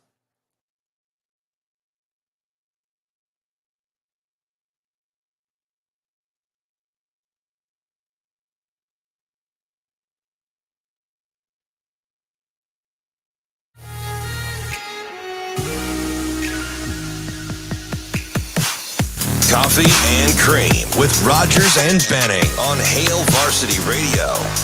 Denver does have a timeout, but they're not using it. 4 seconds. Murray, step back, three-pointer. Won't go. Fight for the rebound, Morton, and it's over. The Miami Heat have tied the NBA Finals. We got it out one on that home court, so time to go back to the 305. That series tied at 1 apiece. It was a wild weekend on the college baseball scene as well. Nobody looks better than Wake Forest after they just completely manhandled their opponents. 12-0 first game, 21-5 game 2, 15-1 in game 3. We are prepping for the College World Series here in town. And where should you spend opening day when you're here? Well, how about the World Series kickoff party at Omaha Design Center? Opening day celebration, outdoor pre-party experience with a live DJ and yard games, which I was watching let me try to get the acronym right here. And I know I'm going to miss one letter, but it was the A something C. What's the American Cornhole? Is it? It's not ACA. I was watching it on ESPN yesterday. I played bags at my graduation. I don't know. Although the what do I call it? The boards were too close together, but oh yeah, you have to measure those out. Okay. You got to walk the steps, man. You got to play. Got to play. I believe it's 27. Like 27. No, it's 21. Oh gosh. It sounds. Look it up. That sounds far. Cornhole board distance. Maybe. So no, it's 27 feet. Why were you watching? Just because it was on before college baseball. It was like 10 in the morning. Yeah. and I didn't want to watch ESPN anymore. That was the good deal about those games starting. You could get the 11 o'clock slates, and it was wall to wall college baseball. When did it end last night? Did it end at 2 when you went to bed? It was after 1. I mean, I was struggling for my buddy who loves to watch LSU. I'm like, man, if they lose to Oregon State, they're going to. They had so many chances to break that open. I was kind of worried when they went to the delay. Mm-hmm. Like it could give Oregon State a chance to kind of, and then LSU came right out and went up 5-3, and then Oregon State came back the next inning and made it 5-5. And I was like, ooh, game home on. run after home run in that game. But I was worried. I'm like, dude, you may have to stay up late tonight because Oregon State or LSU is going to be playing right away again. Yeah. Penn gave Southern Miss a scare. That went late. Gosh, I think Southern Miss now rolls it out. I think today they take care of Penn. Yeah. I think yesterday was Penn's chance. They missed it. Southern Miss is building off of that 9th inning momentum. Yeah, it made it seem it was interesting. I just can't believe how quickly crooked numbers get put up in college baseball. I watched it enough. I shouldn't be surprised, but I mean, I watched a fantastic. So the elimination game of Carolina and Iowa was sensational. Man, I was pulling for your boys, though. I was pulling for them because I wanted to see Honeycutt next round. I was still mad that he's been held out for what people call a lower body injury. Like hockey. And I'm like, what is this, hockey? Yeah. It's verbatim of what I said. Yeah. I'm like, what are we doing? And, Horvath didn't play well. They just couldn't get the sticks going. But tell you what, Iowa staff, I mean, they were as good as advertised in that one. Yeah, very good pitcher. By the way, Thomas Kucera, our guy, good friend of the show. I didn't realize he was the same person on Twitter. American Cornhole League. I figured it out. ACL. I should know that. Yeah, ACL. All right, Thomas, thanks. I told you the place that Micah played in Des Moines a couple weeks ago. Yeah, you played cornhole out by the hotel. Had a huge facility where it had the courts, it has an ice rink, and it has cornhole. That's cool. Like they were having some championship there. Mm-hmm. And there's some other sport where you there were just stakes in the ground. So I don't know if it's horseshoes. Smoke the pole? Oh, how tall were the stakes? Little? You said tall? that. I was like, I think that's a derogatory Nope. term. That is a way to call the game where you put the beer bottle on the top and you throw a frisbee? Maybe. It was probably chest high, so maybe 4.5 Was feet. it a PVC pipe? Come on, man. You know those white the pipes? plastic ones? Gosh, I can't remember. But the facility was, and it smelled in there. That's all I know for sure. It like that was the one part of the building, and the facility is brand new. I just typed in "smoke the pole" in Urban Dictionary, came up first. You're probably right. Yeah, but that is also you the name said of the it game. so casual, and I was like, I don't think you can say that. Maybe that's just a family term. But so they had courts 1, 2, 3 on one end. Does it look like that? No. Okay, so it's not that game. And then you had to walk past this long corridor where the indoor facility is that was kind of carpeted, and you could play pickleball in there. It was cornhole. I mean, the facility was unbelievable. That's sweet. It was huge, and there was a sheet of ice. Did you lace on the skates? There was nobody was using the ice. Not a soul. I didn't see it all weekend. But the facility was legit. Man, they had cool. Kind of these side rooms. Des Moines? Yes. Right in Jordan Creek. Des Moines Ace. I think it's 69th Street. Did you go to Zombie Burger when you were up there? No. But some of the kids walked to Smash. Is it the place where it's the place where you can play pickleball? I don't know. Smash Park? No. Breeze and I didn't. Went to Jethro's Bacon, and that was probably about the extent of anything extravagant. Didn't go anywhere. Sasha says Polish horseshoes. Is that what you're talking about, maybe? I have to see it. It looked, the facility, it was a monster facility. Got a Hy-Vee logo on it, so I'm sure. Oh, wait, no, that's another name for this game. The game that I said. Yeah, I wouldn't know. Why is that? I'm just saying. Why is I that? need visuals. Because you haven't been in my backyard yet? I don't go outdoors much for those games. You can come over. We can make smash burgers. I'm sure I walk past your house plenty of times. But I don't go that way. I go directly down my street, so I pass Lupe Fiasco. So you go down your street to the apartments where the pool is, or do you go toward the park? Toward the park. Toward the park, and then you walk the park or no? So basically, it's the entrance that you and tell then you me to peek go. through dude's really nice fence. Surprised into that the we have pool. so many pools in our neighborhood. Blows Sneaky. my mind. It's sneaky. I gotta befriend somebody that has a pool. What's your go-to line? Hey, Need a new friend? need a swim buddy? Hey, I noticed there aren't a lot of people out here using the pool. How about I can change help, that? I can help you get your money's worth. Yeah, like how does that conversation go? I'd look at you and laugh. Tight game, Andrew. Tight game. Tight game. It's Polish horseshoes. Smoke the pole. Are you serious? I'm dead serious. That's how my family calls it. Senor Double Threat. Thanks for telling me your real name. That's our good friend on YouTube here. Just didn't seem right. It's just it's the name that we call it. Like what's it called? Horseshoe golf, where it's like stacked. Where you get the red and the blue and the that's a and the Jack. white. That's a Jack Mitchell game. I believe somebody calls that something different too. I mean, everybody has different names for yard games, really. Like you come up with your own thing, and it's whatever you and your family like to do at the end of the day. I'm telling you, we didn't do that. It's Polish horseshoes. I did not know that. I do now. Is that from Sash? Don't think I'll ever say that. I don't know who Senor Double Threat is. Doesn't sound right. Is that what it's called? I looked it up and it is. Like if you could buy that No, can game, you say that? Is that PC? Polish horseshoes Yeah. or the other one? I don't think either one of them are, to be honest. But I don't know enough. Weird, right? Hey, by the way, speaking of names and what to call something, all right, have you gotten past that it's not just the first thing you see is at Nebraska football camps, it's Matt Rhule camps? Yeah, I love it. Have you gotten over that? It's weird. It's weird. I laugh. It doesn't fit my eye. I laugh because that is something that you would see the computer generate on a video game. Like they would just make it super simple. Just call it Matt Rhule, like Matt camps. Rhule's football team. Like that's what you would think you would see if you were playing the computer. Yeah, I haven't thought And about it. so I laugh because Rhule always does things that gets talked about.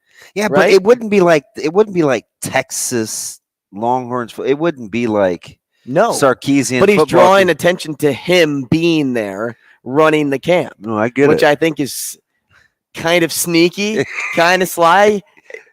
I'm going to guess that he came up with it, or if he was trying to, he probably asked his kids, like, hey, I don't know. I do know, as he said, like he does like being visible, like he's an active participant. And if you're somebody in Iowa and you're like, hey, I'm going to Matt Rhule's football camp.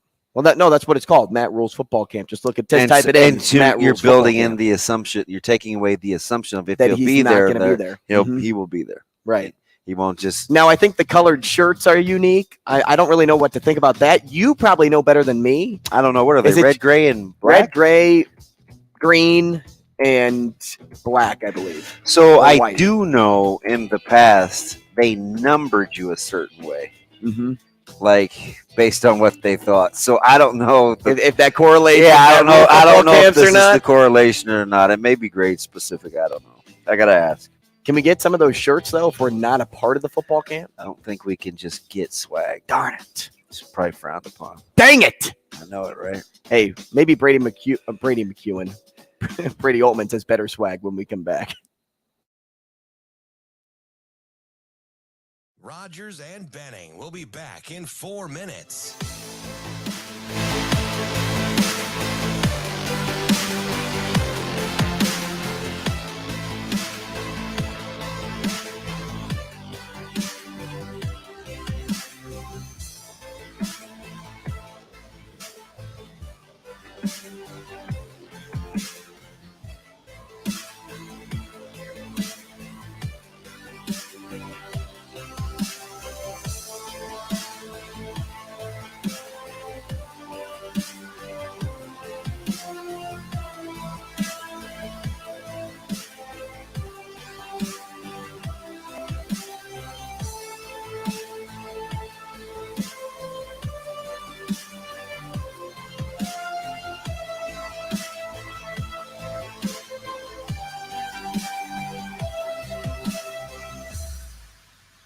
Rogers and Benning will be back in 3 minutes.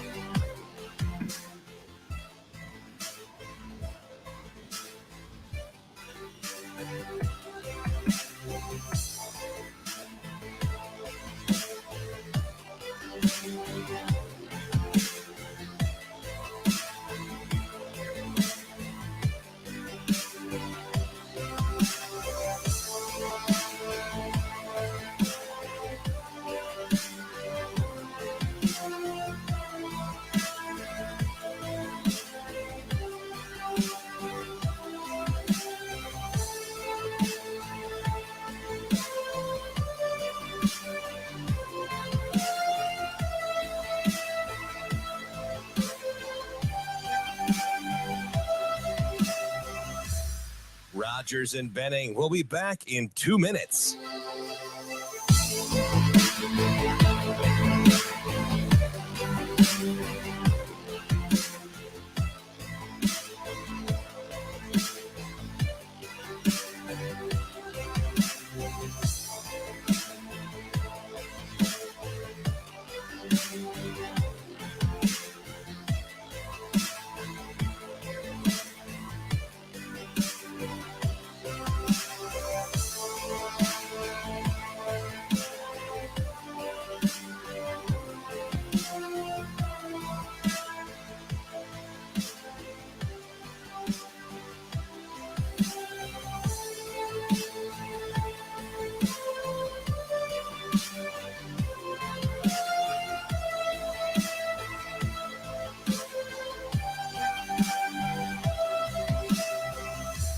Rogers and Benning will be back in 1 minute.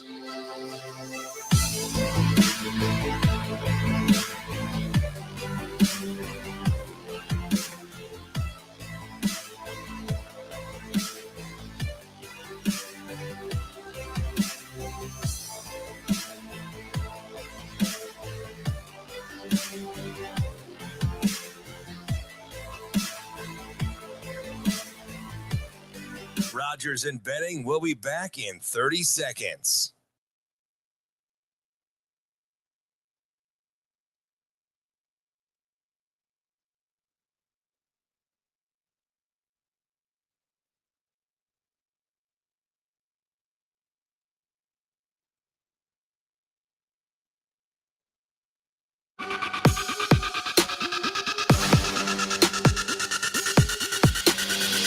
Coffee and Cream with Rogers and Benning on Hail Varsity Radio.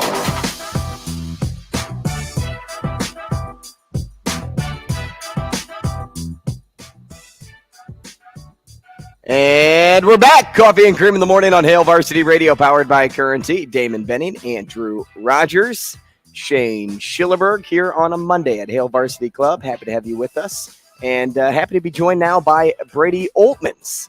Brady doesn't have the shelving in the back anymore. I don't know if he found a new spot to sit, at least for today's show, but he is Nebraska football and recruiting reporter for Hail Varsity at Brady Oltmans on Twitter. Brady, good morning. Morning, fellas. How we doing? You like how observant I am? You're in a different spot today. Well, I just rotated it back there. If I can duck out of the way. Oh, just changing around the room, I see. Yeah, you got to feng shui it up a little bit. Keep a Zen garden right in the backyard. Not me. I am Mr. Consistent. If it's in one spot, it's staying in that one spot. Hey, speaking of staying in one spot, how many guys you think come back to Lincoln after camp? I mean, I think Buford's probably pencil in, but we get the pie from rumors. Maybe. Oh, he liked it. Got some big visits, though. I think the one at Clemson, him camping at Clemson will be interesting, and because his mom is there, but man, he likes Nebraska. Yeah, it's going to be really interesting. Like you said, I think Mario Buford is kind of trending up towards Nebraska. He's been here tons of times. He really enjoyed his visit over the weekend. He's scheduled to make his announcement on Thursday, which just timing wise kind of works out towards Nebraska as well.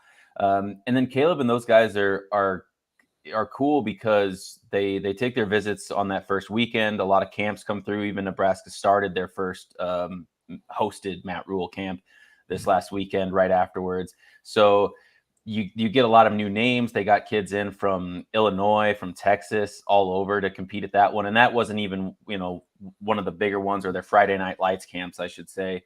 So then it just adds a whole lot of intrigue, that I think that makes the official visits when you get them on campus and actually welcome them in with all the coaching staff all the more important as you go forward, because guys like Caleb are going to camp elsewhere, and that gives them a whole different look and to perform in person for these coaches.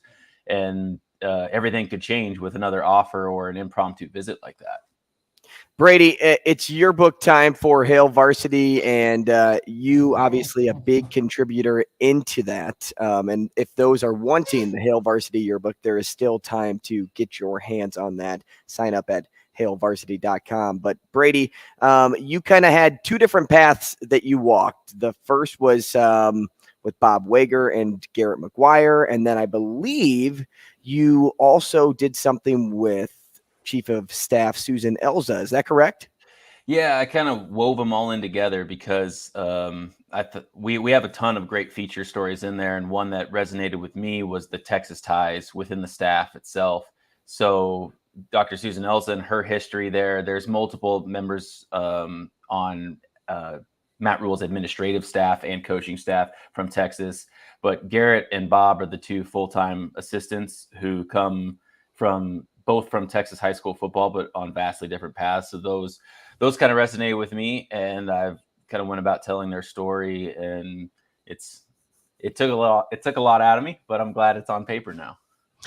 So for the issue, I obviously, this sounds like I'm for, but so does everything else I say. I always like the pictures, right? Because it's like you get pictures that go with the content, and it kind of gives it it's oomph. How long does it take to coordinate and do what you need to do from content, the actual verbiage, and doing the photog to complement with all the other fine folks that shoot around that place? It really kind of depends. It's almost story by story, but with good communication, like John and Eric both. Eric most prominently because we have the eye test together that we host, and he and I have are a lot more in constant contact. Where we can get things lined up within an hour. You know what I mean? And depending on like getting a shoot set up between the university and the athlete themselves or the coach themselves. Gabe Urban Jr. is our cover star, and we got him set up, and then a special one for our supplemental Hail Varsity Kids issue that was coming out with the yearbook. So we got all that set up and ran through in a day, about 2 hours inside the stadium. So it took a little bit to kind of get the stars aligned to make it happen, but once it does, we're out there within 2 hours to get 3 full cover shoots that way. Brady, back to the recruits and other commits out there, and problem probably isn't the right word, but as to where they stand amongst other Big Ten teams, do you think only having 7 2024 commits versus double digits we see from Michigan, Ohio State, Penn State, Minnesota even, shows more that Nebraska is picky about who they bring in, or just not established enough to be a member of the double digit club just yet? Well, for me, I believe this is kind of a byproduct of the coaching turnover and inconsistencies there. I mean, if you've got like you mentioned, Michigan, if you've got Jim Harbaugh there for several years, and now they're, 2-time Big Ten champions, 2-time playoff contenders. I mean, people know what to expect, and they've gone on visits there, for a couple of years now. They know what they see. They know what they're getting with Michigan at this point. With Nebraska, this coaching staff is still trying to build relationships. They're still trying to build foundations with kids as they come in. And that's a difficult thing to do, Like you see so many kids just go take an offer and go or camp elsewhere before their junior year or something like that. But when they go there, they see the exact same coaching staff year after year. With Nebraska, not only do you not have the results to point to and say, hey, you can come play for a contender, you've got a whole new coaching staff that's got to play catch up with building relationships with kids. I think that's probably the most prominent one. I know they'd like to have more commitments at this point than they do, but they're also aggressive recruiters. So they're going to build relationships and try to get people in as much as possible. And then you get like a Danny Kaline in who is going to try to peer recruit as much as he can and help the coaching staff close the gap, which kind of leads into summer and this month being a pretty big one if they want to close that gap with other programs. So for Nebraska, you still think they're kind of in the point where we know where this staff was in with year one, right? Wanting camps to be pretty important going forward and to not have to play catch up. They brought in a fairly decent sized class in 2023 for a first year staff. Do you think they can afford to be patient and kind of stay on schedule with this 2024 class? Or do you think there's a certain number where you feel like they'd like to be? It seems like they can kind of be patient. I think patience is the name of the game. If not intentionally, it's a byproduct of what they're doing. Plus, Matt Rhule and this coaching staff is, if they don't get kids now, or even if kids commit elsewhere now, keep in mind they're going to push throughout the season. They want to get kids into Memorial Stadium, make them see a game. They're pretty adamant to win, not only obviously because that's the point of the job and helps the fan base if Nebraska wins, but if you put a competitive group and an exciting brand of football on the field in year one, kids are going to see that. They want to be a part of that. I mean, that's part of the reason why you see, like the Carter Nelsons looking at Georgia and kids camping and visiting elsewhere. They love that. And that's part of the game. You want to be where the best competition is. That's something the Nebraska coaching staff is trying to build in their camp scenario. It's what they're building within the team now, and that's what they want to get across to the recruits. So if they don't get any now, they're okay with that. Obviously you'd like to get them in as soon as possible, but they're willing to play the long game because they're confident, or a strong believer, I should say, that they're going to put a competitive brand of football on the field in the fall, and that could ultimately play a big driver in the flipping a commitment if needed right before signing day. We're talking to Brady Oltmans, Nebraska football and recruiting reporter for Hail Varsity, at Brady Oltmans on Twitter. Oltmans is how you spell his last name. Brady, speaking of year one, what or whose development should people pay attention to over the summer that may surprise and excite the fan base? Oh man. Well, the obvious answer is Gabe Ervin Jr. Not just because he's the cover star of the yearbook, but also because he was a really good football player out of Buford that they got, and then he kind of had injuries as he got in, and then he got lost in the shuffle, didn't get the results he wanted last year. Now he's completely bought in to the coaching staff and could see his development hit a new level. And again, they talk about competition, sharpening iron against a fellow former Buford, standout, and Anthony Grant. That could really be something special. On the defensive end, I think you just see another possible cop-out is MJ Sherman. I mean, he is an incredible athlete, a high caliber star, but he just couldn't crack through at Georgia, couldn't find, consistent defensive snaps there. But I think you see him with a more focused attention at Nebraska within the spring and going through the summer. He takes a little bit more ownership and a little bit more of a leadership role here. And I think he's a guy that could just stand out, especially when you put him in that dynamic defense, alongside like a Nick and Luke at the linebacker spot. I just think that he's primed to develop himself and obviously stand out in year one at Nebraska. Hey, Brady, before we let you go here, the last 35, 40 seconds, is there a camp coming here that you're looking forward to in particular that you think Nebraska needs to find the most success with? Camp wise, the Friday Night Lights camp is always going to be the big one. I mean, that you're going to get people in from all over there. Their specialist and fullbacks camp is going to be really interesting too, just to see you get them all in from all over in that specialized thing. Not very many people do it, so that helps Nebraska stand out pretty good. Brady, you're the man. We appreciate you, and we will talk again next week. We'll see you guys down the road. And then check out his stuff on hailvarsity.com as well, and purchase the Hail Varsity Yearbook. That is something you won't want to miss out on. When we come back, we'll change gears. We'll talk NBA once again with Michael Lee, sports enterprise reporter for the Washington Post. He's next.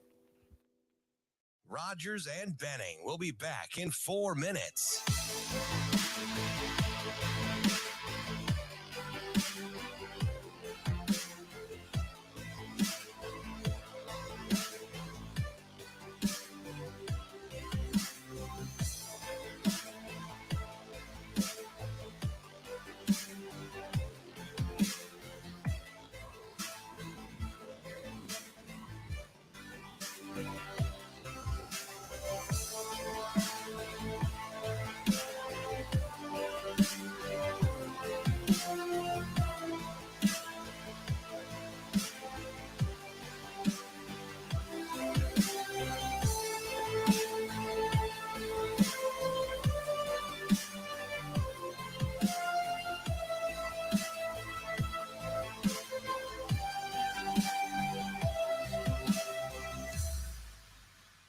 Rogers and Benning will be back in 3 minutes.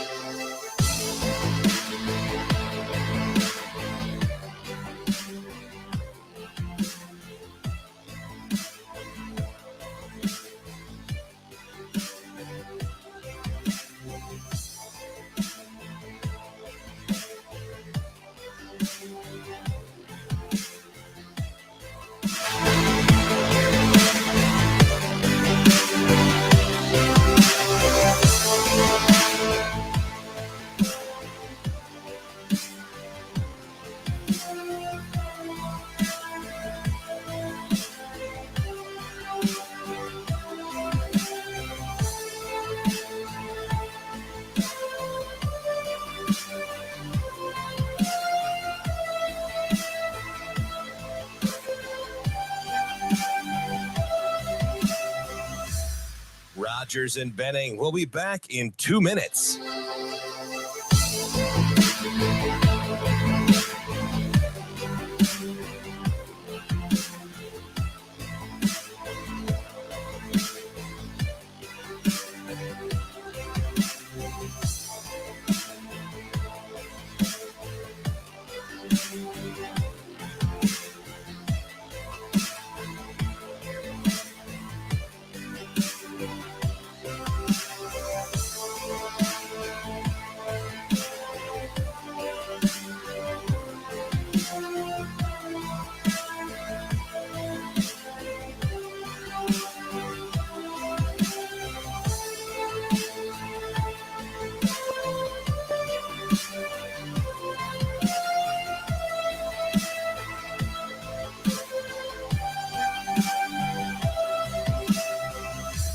Rogers and Benning will be back in 1 minute.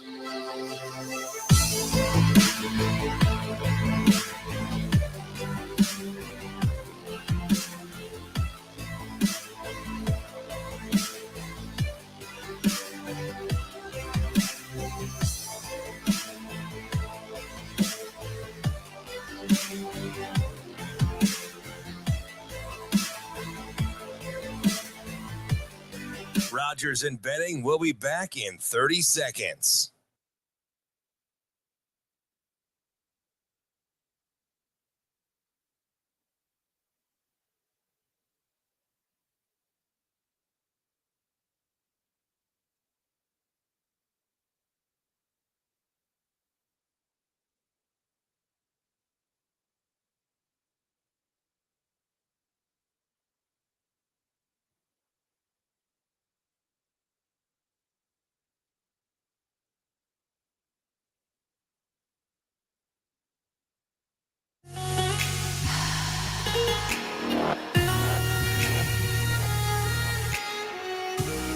Coffee and Cream on Hail Varsity Radio with Andrew Rogers and Damon Benning. Shot clock dips under 10. Lowry to his left, feeds the roller out of bio, sends it out to Butler in the corner. Butler drives the baseline right. Short jumper's good, and he's fouled.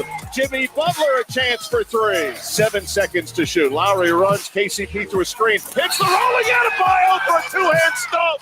Adebayo set a tremendous screen and then rolled to the bucket and a chance for three. Top of the hour here on Coffee and Cream in the morning on Hail Varsity Radio, powered by Currency. Damon Benning in the long sleeve. Yes. Long sleeve black. I am in the short sleeve gray. I'm sure they couldn't figure that out on their own, so I had to let them know that one did play football at Nebraska. The other looks like I have the basketball high school zip on. You have the football. He could be the wide receivers coach at Nebraska. Yeah, you and your hot fries. Yeah, and my honey buns, right? That's just what we do on this show. We introduce ourselves. Yes, sir. Yeah, and we have great manners, apparently. Did you see? I can't remember where I saw it. It was either on YouTube watching movie promos or new releases, because I always do that. There's the Cheetos thing coming up with the guy that discovered hot Cheetos. No. Yeah, I can't. Shane, does it ring a bell where I may have seen that? I haven't seen that one. I'm sorry. Yeah, seriously. Mm. And I'm like, gosh, they're gonna make a movie about this, and I'll probably watch. I think What's it up, was. y'all? I think it was How during y'all the doing? trailer to Air. Watching Air. Error. Yeah. Should we talk about basketball because you just made reference to air. Yes. And so let's go back into the NBA, and we'll talk with Michael Lee, sports enterprise reporter for the Washington Post. He's here with us now at Mr. Michael Lee on Twitter. Michael, good morning. Hey, good morning. How you doing? Good. The genius, right? Was that about a month ago? It might have even been longer, where I asked you the question about the regular season. And you said something to the effect, in typical funny fashion, look, man, why do we discount the regular season? Denver is the team. They did it in the regular season. They're doing it again in the playoffs. That's where I'm putting my money. Because I asked you the question on if you thought Phoenix could light switch this thing and get hot, and teams that were healthy or not healthy could get healthy. And you were riding with Denver the whole time, it seems. Yeah, because they've been on this trajectory for a long time. They were in the finals in 2020, and it seems like everyone just has this. They just completely forgot about 2021, 2022. They did not have Jamal Murray, and that is a huge part of not why they lost in the playoffs. They did not have their second best player. So everyone who was saying, how did Jokic win MVP but couldn't advance to the finals? Nobody goes to the finals by themselves. You have to have talent on your roster to get there. And if your second best player, who I think we've seen in this postseason, is pretty good, he may not be an all-star, but he definitely plays that way in the playoffs. If he's not around and you're carrying a bunch of guys who aren't really up to the standard, you're going to lose. So now he has a full roster with him, and now it's just amusing to me that people are like, wow, Jokic is really good. It really helps you when you're surrounded by better players. I remember a conversation I had with Kobe Bryant a long time ago, the year he won MVP, and that was right the same year they traded for Pau Gasol. And I remember he was joking with me. He was like, it's funny how I'm a much better player now when I'm not playing with Kwame Brown and Smush Parker. Like, it makes a difference. Oh, Sasha Vujovic. Good players. when you're surrounded by good players, you're going to look good. And Denver's been the best team, like, consistently. And I think that's I'm glad people are starting to recognize it, but it's just a shame that we don't pay attention to what's right in front of us.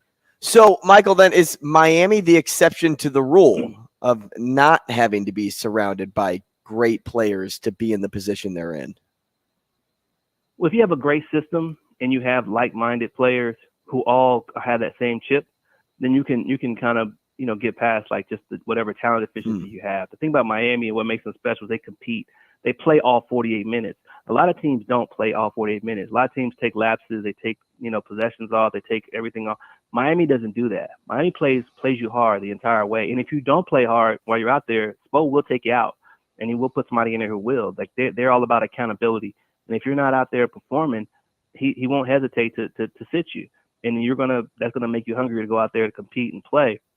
There's no entitlement in Miami, and that's why they're in this position, because they compete and they fight. Now, obviously, in the regular season, they had a lot of injuries. They were up and down, and they weren't performing at the way they are now in the postseason. But when you have a great coach like Spo, and you have guys who are just out there trying to grind it out and trying to win, it's going to lead to some success. And that's why they're in this position right now. They've beaten better teams or more talented teams because they don't take possessions off. They don't relent. If they're down, they still feel like they believe they can come back because they know a team's going to let down its guard. And if they do, they're going to be there to snatch it. And that's what they've done consistently throughout the entire postseason. Yeah, it's interesting. I was looking at this morning. I was talking to Andrew. It's like we're kind of burying the lead. I remember when the Lakers Nuggets series first started, I said the only way the Lakers, and I'm a diehard, just a junkie for the Lakers, and I said the only way they can win this series is to keep this thing in the low 100s to give themselves a chance to win. And when they didn't win the game in which Denver didn't score a ton, I knew that they were in trouble. Conversely, Miami's kept them to 106 on average these first two games. This is a team that averages 116 in the regular season. How has Miami been able to do it defensively, in your opinion, when it seems like Jokic has dominated the conversation in terms of his prowess and what he's been able to do when he has the ball? Well, because they muck it up. I mean, they play a lot of zone. And a lot of teams don't really know how to respond to that, especially Boston. They were completely lost when there was a zone. And I think that for Denver, they play that two-man game with Jokic and Murray. And if you play a zone, you can't really play that two-man game because there's no spots on the floor for you to really pull that off. And so I think that when the defense they play, the type of Spo will switch it up on you in a minute, and you don't know what's going to come. Like he'll call a timeout, and they'll run a completely different defense. Then you got to adjust to that, and once you adjust to that, he comes up with something else. And I think that's really what's throwing off the Nuggets. They haven't figured out completely what the counter is to whatever Spo is delivering. And if you're late to it, you're going to get burned. And fortunately, in Game 1, they had built up a 20-point lead. So when Miami went on that run and cut it to 9, they still had enough of a cushion they could pull out the game. In the third quarter, Sunday's game, they had an 8-point lead at the end of the third.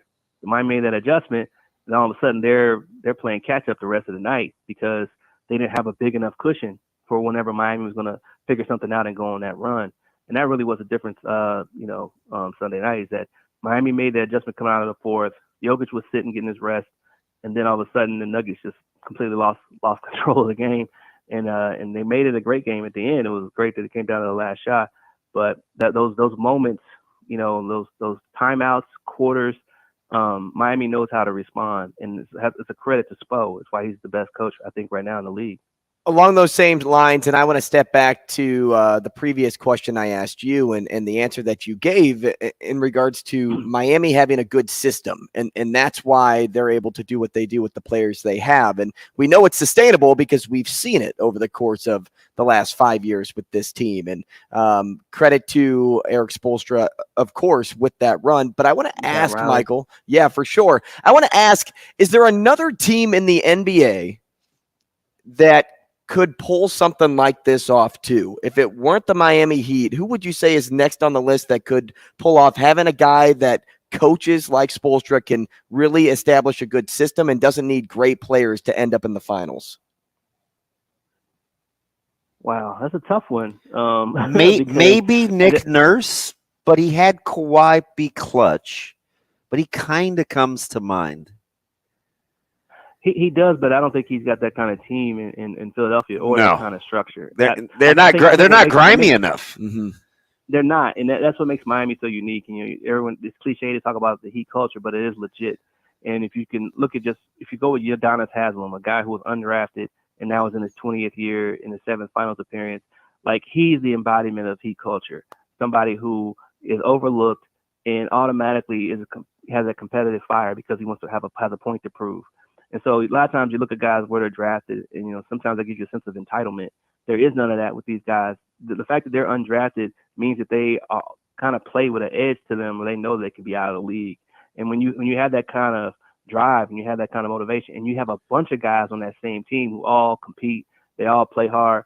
That's what Miami's about. They take undervalued competitors, they throw them together, and then just say let's go out there and fight. And they were. Then you add talented guys like a Bam Adebayo or Jimmy Butler. That's going to elevate them, but you're still going to have that core of what the whole system is all about. And like I said, that's a credit to Pat Riley because they look for these type of guys. They look for guys who've been discarded, who have some skill, have some ability, but may not be in the right environment. And I always say, like Jimmy Butler, everywhere he was before, he kind of came off as abrasive. He kind of came off as somebody who was standoffish, and just it didn't really work because he demanded that coaches pushed him. He demanded accountability. He demanded that if he messed up, that somebody would call him out. And you saw last year there was a game against the Golden State Warriors where Spoelstra was ready to fight him. Like he picked up a clipboard, threw it, had to be restrained from his players, and Udonis Haslem is telling Jimmy, "I'm gonna beat your butt." Like, and they're going at it like on the sideline, and like for most teams that could really fracture you. That could really dismantle you and like really ruin your season. For Miami, that was just part of playing with Jimmy. That's just what comes with the territory. And they love that. They love that feistiness. They love that fire. They love that passion. And it's really unique to Miami. I can't think of other teams that can do that because it has a lot to do with the attitude of Pat Riley, the way he approached basketball, the way he competed. It has a lot to do with Erik Spoelstra, a guy who didn't play in the league, who came up through the videographer. Videographer. Like he came up through the video room, and now he's like just a really competitive coach. And so when you have these type of mentalities, have these type of figures together, you're gonna have just a grimy team, and you're gonna have a team where guys don't feel like they deserve what they get. They feel like they have to earn it every day, every week. And that's what makes them special, and that's why they're here. I'm trying to be efficient because I want to get to a couple of these other hires in the NBA. But you brought up Pat Riley again, the diehard Lakers lover in me. 24.7% of the finals as a player, coach, or exec. You can't.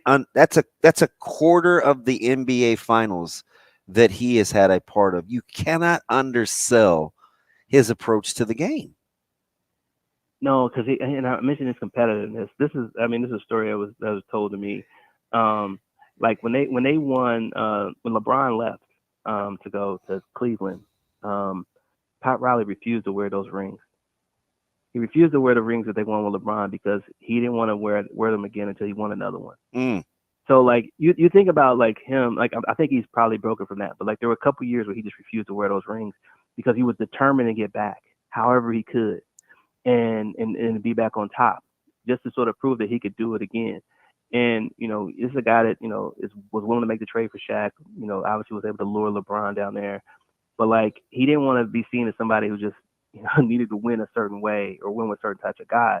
If he can win with this group, it will basically prove that he's, the Knicks should have given him whatever he wanted, a long time ago. But he's just the type of guy who is unrelenting, and he's older. He's probably should be retired now, but the only reason he hasn't retired is because he's still seeking that next ring to really just prove to him that, he can do it again. And that's what really is driving Miami. And that's what I think makes this run again special. They were there in the bubble, but this run is even more special because now they're doing it where people are actually paying attention.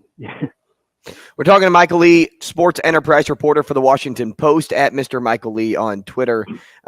Before DB gets into some of those hires around the league, I want to ask you this in regards to the finals, because every time I watch a game, it's the stat that pops up from the Nuggets is, Jokic scored or assisted on X amount of points in the first quarter for this team, or Jamal Murray scored or assisted on these amount of points, and then they just become the duo that fills up the stat sheet. So if you could compare Jokic and Murray as a playoff combo that we've seen this year to another one of the greats out there, who would you compare their production to? It's hard to compare. I mean, but if you're just talking about production, not playing styles, just production. It's Shaq and Kobe-ish. It's Shaq and Kobe-ish. Young Kobe. It's on that level to me. I think that Jokic is dominating at a level that Shaq was dominating when they were going on those finals runs. And Murray's a little inconsistent. I can't say he's up to a Kobe level, but when he's at his peak, like, and he's hitting shots and he's defending and competing on that end, I think they're right up there. I mean, and I don't necessarily want to make that comparison because I don't really like comparison, but you asked me to. But that's who jumps out. I apologize for that. In terms of a big and a guard, those are the two guys that stand out to me, just in terms of what they were able to do in the way they play. Because what Jokic doesn't necessarily want to dominate, he doesn't want to score all the time, but Murray does. he wants to take all the shots that Jokic doesn't want to take, and you got to have a guy with that kind of mentality out there. And so, but Jokic can dominate. And that's what makes him an awesome player. Is that he knows what his team needs of him, and he'll step up to the occasion if he has to. But he'd be much more happy if he can let everybody else get off. Oh shoot, I'm gonna have to get you out of here on this one. It's a quasi comparison, but it's I gotta take advantage of the totality and how you think. Right? We know Monty goes to Detroit. Some people like that young nucleus. Nick goes to Philly. We talked about the roster kind of in passing. And Mazzulla stays in Boston. Who knows if that roster changes? Next year at this time, who will be the happiest that they have their current job? Oh, of the new hires? Yeah. And I wouldn't call Mazzulla. I wouldn't call him new. I throw him in there because Sam McKewon. Right, because I see they got him some bench toughness, right? Yeah, and that's really what was missing from them. They really needed a guy on the sideline that the players could relate to and they could talk to. One of the reasons I connected with Ime was because he was a guy who had played in the league. And, Mazzulla didn't have that. And most of the guys on his bench, they never played in the league. So if you're a player, you need to have somebody that you can rely on that can say, this is what I did when I was in that situation, or this is what my teammate did in this situation. And you could trust them and know that you can lean on them. That's why I thought picking up Sam McKewon was good. What was lost throughout that run is that, Damon Stoudemire, they lost MA, right before training camp, but then they lost Damon Stoudemire during the season. So he was a huge part of like kind of keeping those guys together too. You need to have assistants that can be a sounding board for players. I think Sam's going to be great in that role for them. But in terms of the guys who were just hired, the man who will be happiest with his position, Adrian Griffin. Huh? Because he gets to coach Giannis. As Coach Giannis. Okay, but listen. So follow up. But as a nurse disciple, can we separate the two? In what respect? Like the manner in which coaching, because all of a sudden, and I say that with the shine came off a nurse in a hurry. He went from being in the same discussion as like Spo to, I don't know, I think his act wears thin. How much of that is he bringing with him from the culture, from the Raptor culture? Well, I don't think it's going to translate because what Masai Ujiri was building is similar to what Miami was building, and what they're building in Philadelphia is, I'm not quite sure what they're building. They have a great player in Joel Embiid, but I'm not sure what they want to surround him with. I think that what Nurse is going to do, he's going to come up with a scheme that's going to maximize the talents on that roster. They're going to be able to develop some of the younger players better than they have. But I don't know if it's going to translate, because if they lose Harden, they're definitely going to take a step back on the talent wise.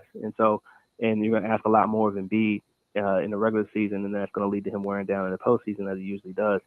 So I don't know if that hire is going to change anything until they change their roster. Their roster is really the issue with Philadelphia more than anything, more than the coaches. I think that they have to have a second guy who can carry Embiid when he slumps, and can carry them when he's struggling, and it can really help push them over the hump. Right now, they don't have that guy, and I don't know if Maxey is ready to take that kind of leap. I don't think he's that kind of player.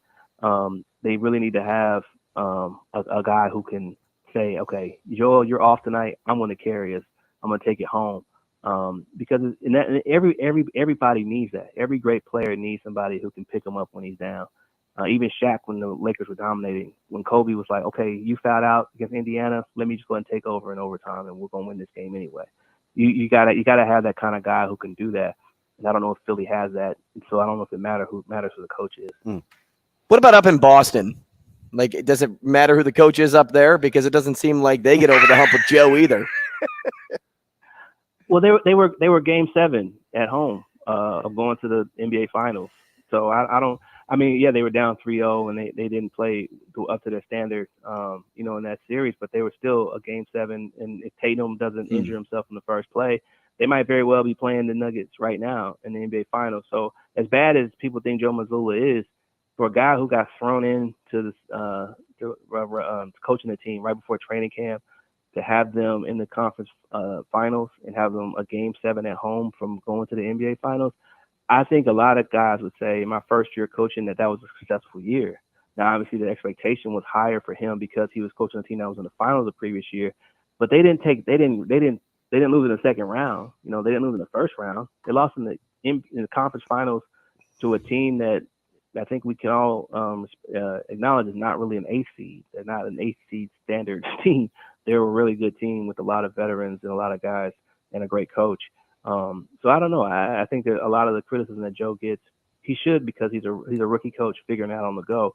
But I don't see how you can say he's not going to get better. Like, isn't he going to get better? I mean, if you look at Spo, his first year in Miami, they weren't in the conference finals. I mean, you got to figure out who you are and what your identity as a coach, but also how to motivate players. You got to learn your players throughout the course of the year. I think he figures out what some of their weaknesses and flaws are, and that's all a process of growing as a coach. I don't think he's going to get worse. So I'd be surprised if he does get worse. I think he's only going to get better just the way his players are going to get better. You okay with Vogel landing in Phoenix?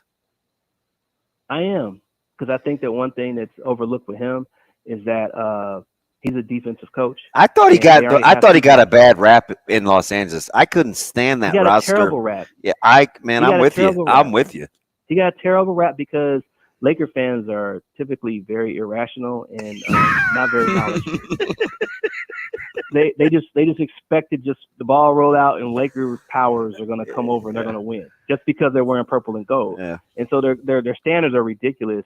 They act like the Darvin Ham took a team and started off 2-10 that was awful. Okay, got them in the conference conference finals, and everybody's acting like he can't coach because he puts his hands in his pockets.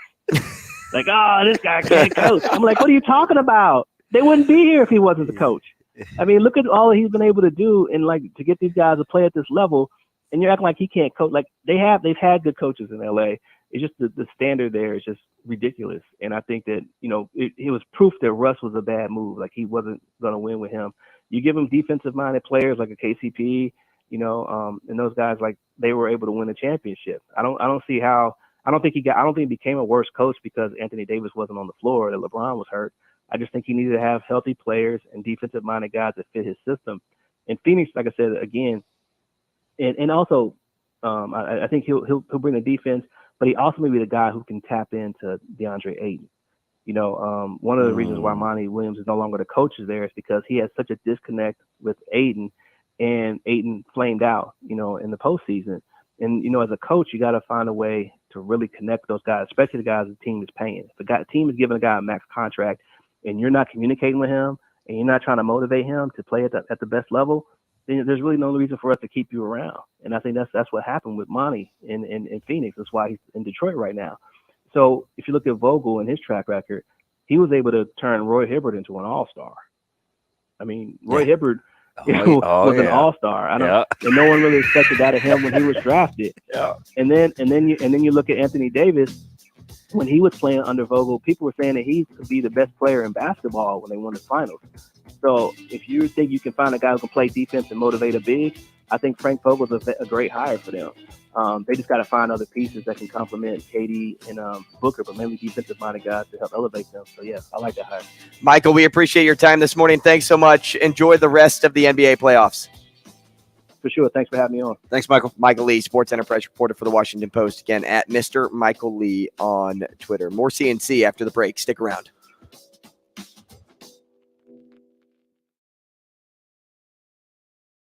Rogers and Benning will be back in 5 minutes.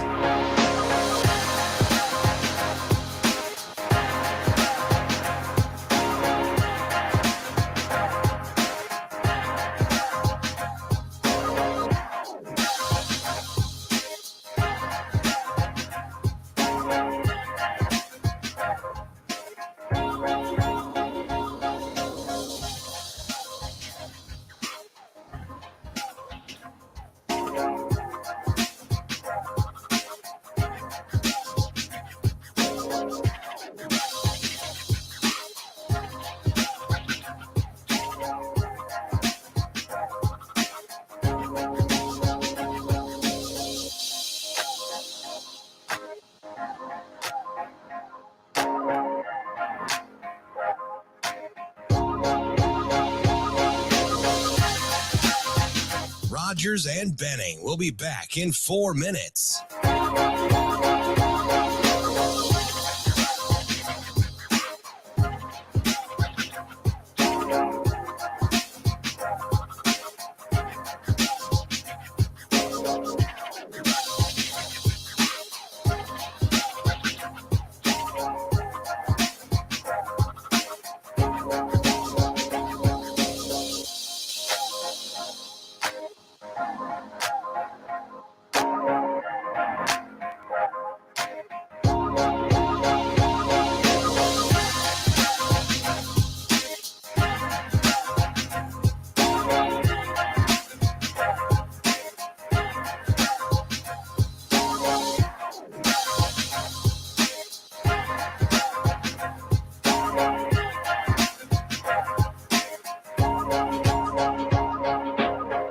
Rogers and Benning will be back in 3 minutes.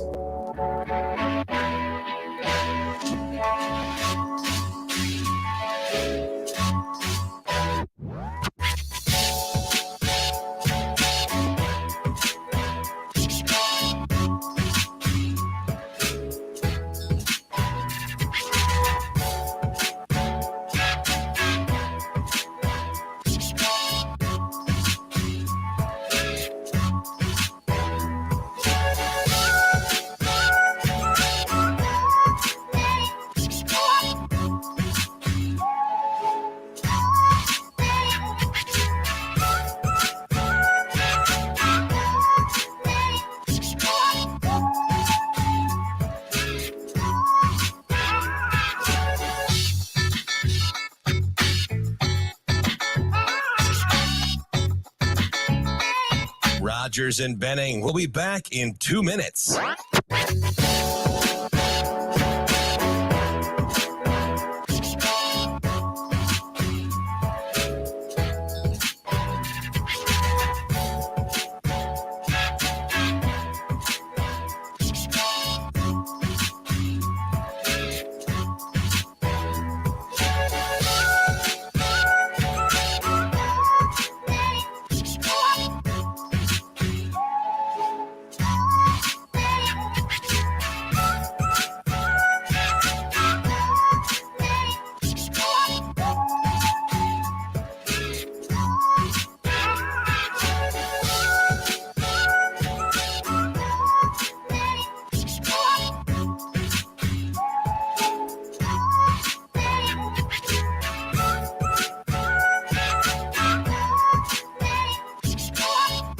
Rogers and Benning will be back in 1 minute.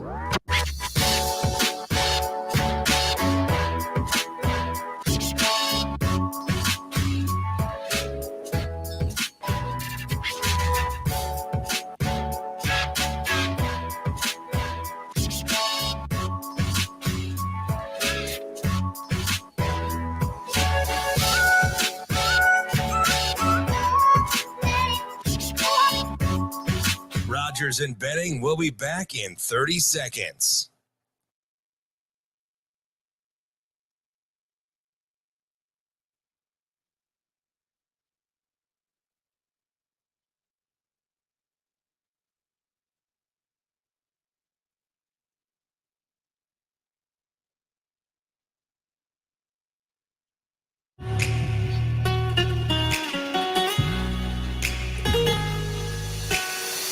Coffee and Cream with Rogers and Benning on Hail Varsity Radio.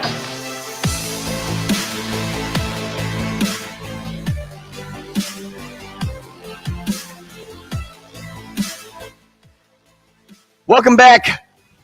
This morning we are drinking courtesy of the Beanery.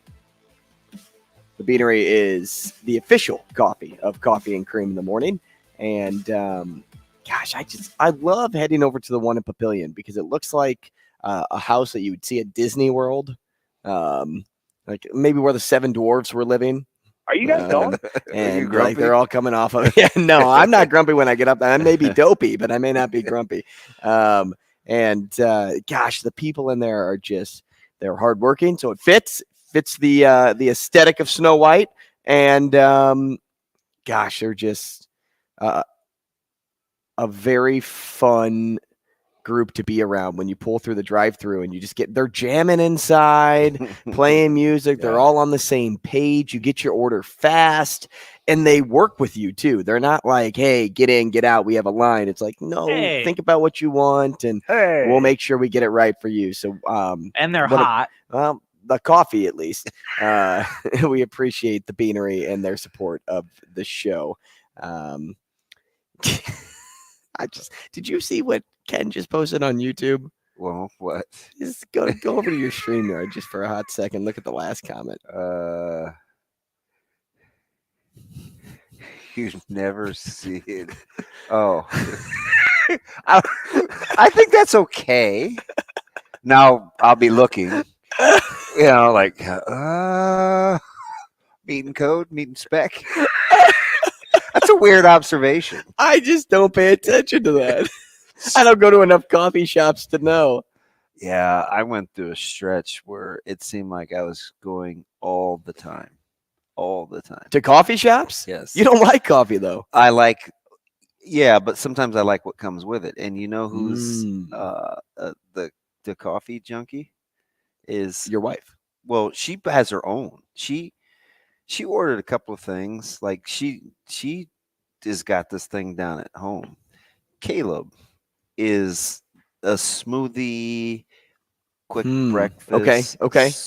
Like, sure. He's that dude. Like he'll take his friend and I love that's how you reference that. I just love that. I call her Super Soap friend. I mean, I don't know, what would he say? What does she say? You know what? Let's not assume. Let them do. Let the 17-year-olds be 17-year-olds. She took Zoe to the Little Mermaid for her birthday. That's cool. Oh, she's an amazing person. That's really cool. She's really cool. She passed my mom's test too, so that's the toughie. The Little Mermaid. Where was that? So they went to the Alamo. Oh, the movie. Yeah, got it. Okay, so they went to the. For Alamo. some reason, I thought and so like Disney on ice. Because, well, the seats didn't recline, so I don't think Zoe likes sitting like that. So she got high five. A little. What did she say? I can't remember the term she used. She's at my graduate. She got a little restless. Oh, I thought it was going to be squirmy. No, so she ended up sitting on Soph's lap, but. Zoe is a total cuddle box. Like that's awesome. It is amazing. That's awesome. She's the only one in the house, so, and it's like she gets that from her dad, right? 1,000%. 1,000%. Even last night, she's watching TV and she wanted my arm just to be right. And she put my hand where, like, it was supposed, like where she wanted it, and she had her little, I think it's a pig, I can't remember. It's some type of pillow, and she was fine. She just laid on my shoulder, just chilling. Yeah, she's amazing. How was the Little Mermaid? You weren't there, but how'd they review it? Was it good? I don't know. I think Soph said it was long for a kids movie. It's over 2 hours. Whoa. Yeah, ask the movie connoisseur over there. Shane, isn't that right? Low haircut. Is it a cartoon or is it a? It's like action? A remake. What do you call that? Live action? Like the word for it? Good call. I don't know. Like, so it's a remake of the cartoon, but it's with real people. They did it. They did the same thing with Beauty and the Beast and Lion King. Oh, okay. So a cartoon movie should be 90 minutes. So you would think that this would be 90 minutes, maybe a little longer, but 2 hours seems like it's pretty long. See, I liked Mowgli and I liked the Jungle Book when they went. Live action's the word. Live action. Yeah, when they went to live action. Who said that, Thomas? Ken. Oh, so Ken must be another one of the smart guys. Well, let's see if somebody else is because live action. Remember we don't know time, yet, Ken. Remember one time I thought it was Thomas and you told me it was Ken that gave us the answer? Was it? Yeah. Okay, then he is one of the smart guys. You passed. How'd you cheat on the bar in Louisiana? So I studied for 2 weeks. Why is that the prerequisite, Shane? It's just, that's just the standard. That's just what they go by. I'm telling you, the Jungle Book was great live action. Like, haven't seen it yet. It's old, and so's Mowgli. And I think Caleb and I are the only ones that liked it. Micah was like, "Yeah, I'm good." And if you go 90 minutes with a cartoon movie, you can fit it into a 2 hour time slot on regular TV with commercials. That's probably the reason why they do that. Oh, here he goes. So how long are the commercial breaks? How many breaks are you taking? Is it 30 minutes of commercials? So 6 sets? No, Shane? I don't Bueller? know. Anybody? I'm guessing that's the reason why they do that. Amazing Daniel agrees. Real actors equals live action. But what if it's like in The Lion King and they're animals talking? He knows. He'll probably fight you over it. I'm no need to throw fisticuffs up. I'm just curious. I don't know. I went down the Amazing Daniel rabbit hole about a week or so ago. Just hit some of his other Twitter stuff. And I told him, I said, I think you're low-key kind of crazy. His response to me was low-key. Like, no, I am. He's, oh my gosh, my man swims upstream. Well, and the other thing is, if it's 90 minutes, they're not cutting out anything like for Little Mermaid or whatever. They're not cutting out anything for content, that's like cursing or anything. I just don't need to hear all the singing. So I'm probably good. They could cut that out. Under the sea. Yeah, I don't need any. Not a musical guy. No, we've been through this. You thumbed your nose up at me like I wasn't cultured enough. I was like, wow. Am I like really? Sidney Lou from The Grinch? It's a great start. Now we do love that show in our house. The Grinch? Oh yeah. Which one? Pretty much all of them, but the one with Jim Carrey. Okay. Which would be live action. Yeah, live action. See, learn something new. See, I think I like the cartoon versions more. Oh, it's fine. But the first one's just narrated. So at my mom's house yesterday, Shane, do you know what was on the cartoon channel? Was not the Civil Wars, but the Justice League was on. The alternate universe one. Nice. Yeah. So I changed the channel. I had no idea what she was watching. Changed it from the Justice League or to the Justice League? Okay. I was kind of that you were talking about it as if you liked it, and then you're like, nope, I'm changing the her channel. TV was so loud. But so when I go to her house, I know just how bad my television is. Her pixels actually look like it looks live. Her picture is so good. And she has the sound bar in the living room, and she's got a good setup. Oh, right. But there's no real comfortable place to sit. She has big couches, and each one has like 226 pillows, which so you have to remove the pillows in order to just sit down. don't understand. They're not even functional. Why do people do that? The throw pillows are unique. Throw them away. Well, I think I was. People do that with beds and stuff. It's like, okay, even if it's for aesthetics, like who's anybody taking a tour in your bedroom? It's a woman thing. Can you say that? I think so, because I don't know one guy that has more than 2 pillows on their big mattress. Yeah. Like if it's me, it's the pillow I sleep on, right? That's it. But for somebody else, they want it to look me nice. as the type of cat that has like a body pillow. No. No. My body pillow may be Molly. Shane laughs. So that are you? So you've given in officially? Every now and then. So but she's funny because she doesn't like to snuggle. So I'll force her to snuggle the way I'm like Zoe in this situation. Like I'll force her to snuggle the way I want her to, and then 15 minutes will go by. She's off the bed, back in her bed. Really? Like I don't have to worry about her staying on the bed. She probably gets hot. I'm sure, because I wrap her up. Like I put her under the blanket with me. My gosh. Oh yeah, her head's on my pillow too. You better hurry up and try to have kids so you can kick her to the curb so she can be mad at you, because that's what's going to happen. Guaranteed. No way. Who's this getting all the love? Watch. No, she gets hot. Dogs have and I think they're the only animal I read that can read facial expressions. Really? Yeah. Google it, but I'm 98%. I'm 98% sure. Hey, did Adam send you the thing with the whale swallowing the kayaker, or did you send that to me? I saw it the day before on Shannon Sharp's burner account, and then a couple of other people sent it to me. The whale just hitting his kayak, or no? It went in, and they survived. I saw the follow-up story. It's on.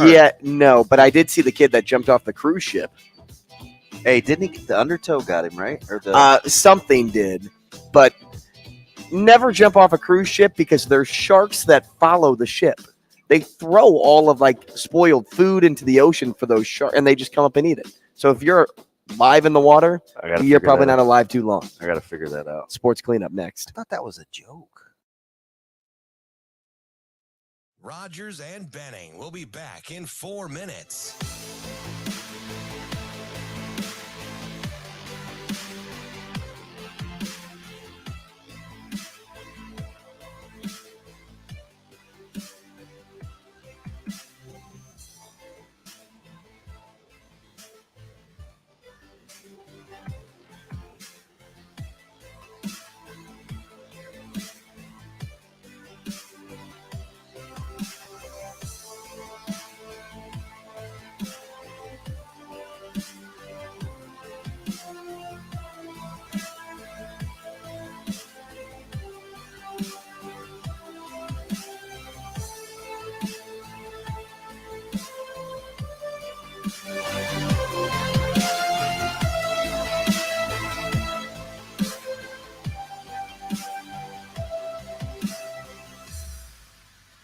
Rogers and Benning will be back in 3 minutes.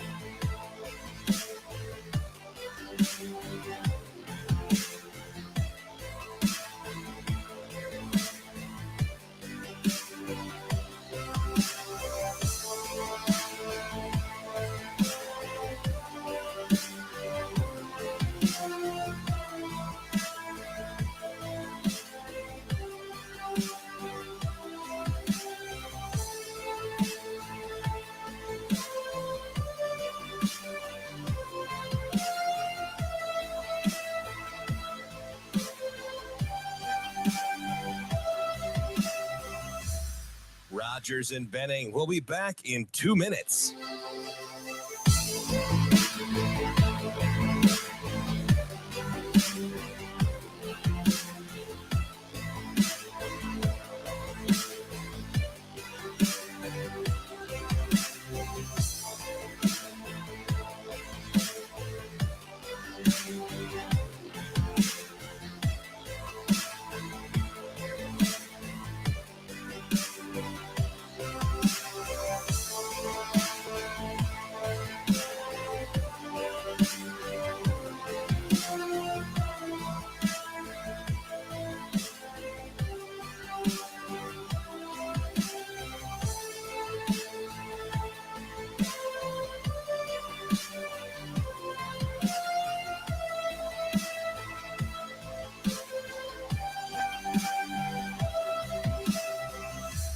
Rogers and Benning will be back in 1 minute.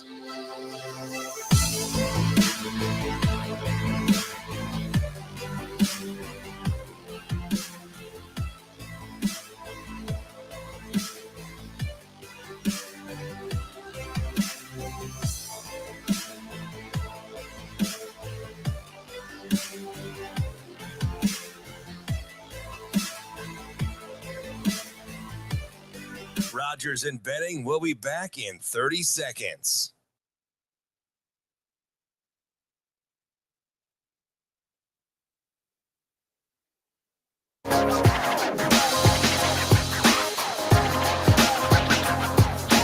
Coffee and Cream with Rogers and Benning on Hail Varsity Radio.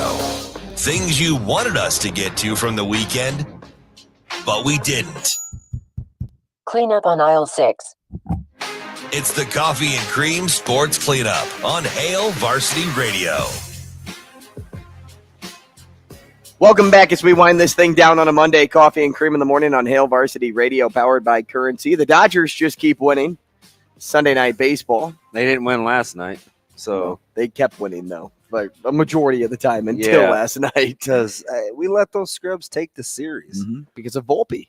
Volpe comes through. I know. It's kind of bittersweet, and I got to take my guy Dan to lunch. But I'll just because of that? Yeah. Had a little side thing. And you know what? He said he wasn't going to do it because, you know, New York Star doesn't typically get a lot of run support. And I was like, oh, you know, Dodgers just tied it up. It's 1-1. You could start fresh. And he took me up on it. So I'll be taking him to Subway to get a meatball 6-inch or something. Although he's a foodie, so so you may not end up at Subway. You know, it's interesting, but I'm gonna pick his brain on. He's got a really, really, really good pulse on Lincoln sports, U Sports too. So it's more of like I'm cool with this visit. Yeah. And considering that 65 kids changed schools in basketball in that city, I need to keep. Oh wait, up. hold on. I think 66 just. But I think it's probably like 30.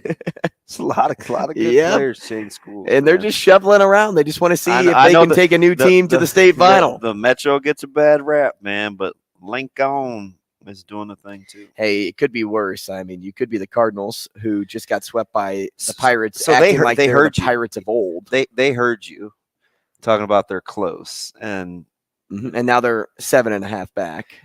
Just because like, they can't score runs. Just like that. And it's weird because that's what they were bound to cool. Yeah, they were bound to cool off though. But that's what they were good at. Pitching we knew that was the problem.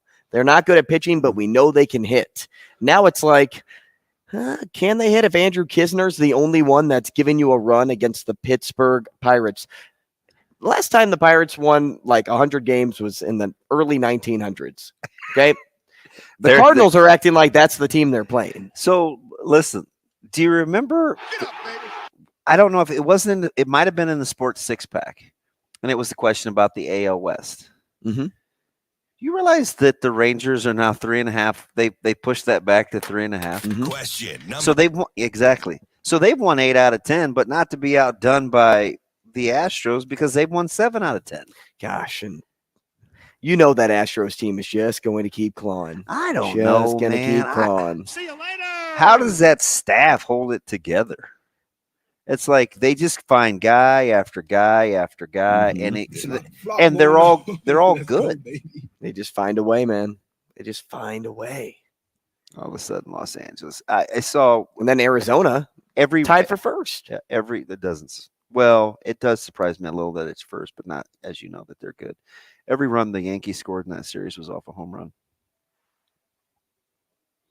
Didn't know that. Yeah. How many times did you have to watch Aaron Judge run through the outfield fence? And then he didn't play yesterday, and you're like, oh, thank goodness. They probably won't hit home runs. I mean, they were cutting in to show that during the regional baseball. Mm-hmm. I was like, okay, he caught it. We're good. We know it was in Los Angeles. We're good. We're good. Miller had another good outing, so I was excited about that. Yeah, good on he Bobby. appears to be the real deal.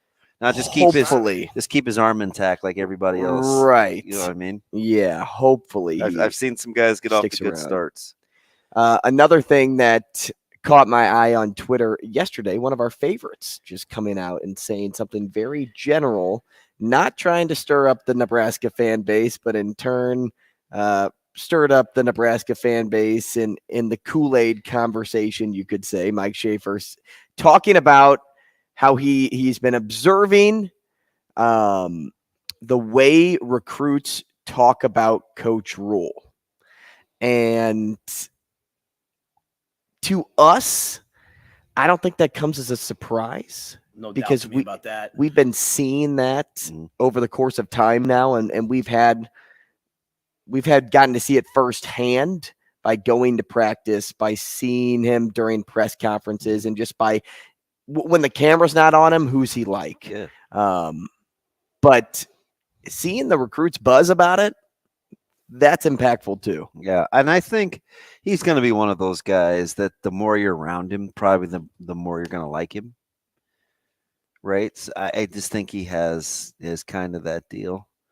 And it's like, I mean, I get it, but it's hard to discern being fresh off a visit and having some time away and then letting the season unfold, because the freshness of visits usually leave you, I mean, if you're worth your salt, right, probably leave you feeling pretty good, pretty desired. Yeah. So you in a good mood or what? Yeah. Well, and Rhule talks about, being at the farmer's market, and people are he definitely said he's going to live his life, and he's going to live his life with his family because he likes the community. He wants to be a person. He doesn't want to just be a celebrity. Yeah, he wants to be a person. I'm just going to do my thing. Like he said, I'm not good at my house doing nothing. Well, most people aren't. Well, some are. Some are probably pretty good at it, but guy you're sitting next to does just fine. Yeah, but you also like to be out and about at sporting events. Well, I mean, when you're doing things that are sports related, maybe. Yeah. Like when you go to West Side just for like team meetings and things. Like, Yeah. I think you thoroughly enjoy hanging out with the coaches and kids. Yeah. So that's when you're doing you, right? That's my. But that's what Rhule does. He does him, and he just treats you with so much respect. I remember the first time I met him, like in person. I'm like, you kind of have that feeling of like you're meeting somebody that's pretty prestigious in this area. You want it to go well. He just makes every conversation unforgettable. Some say genuine. Some say I like to say authentic. And it's a little surreal to actually meet the man in person that you keep seeing all the time. Whether it's on TV even though or I just in think 1 practice. million of the 1.9 million here now have pictures with him though. Right. But he really is the CEO janitor approach.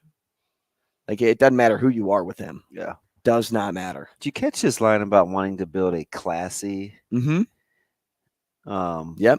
Just the classy outfit, like not an outfit like you wear, but that was football at team. camp. Yep. Yeah.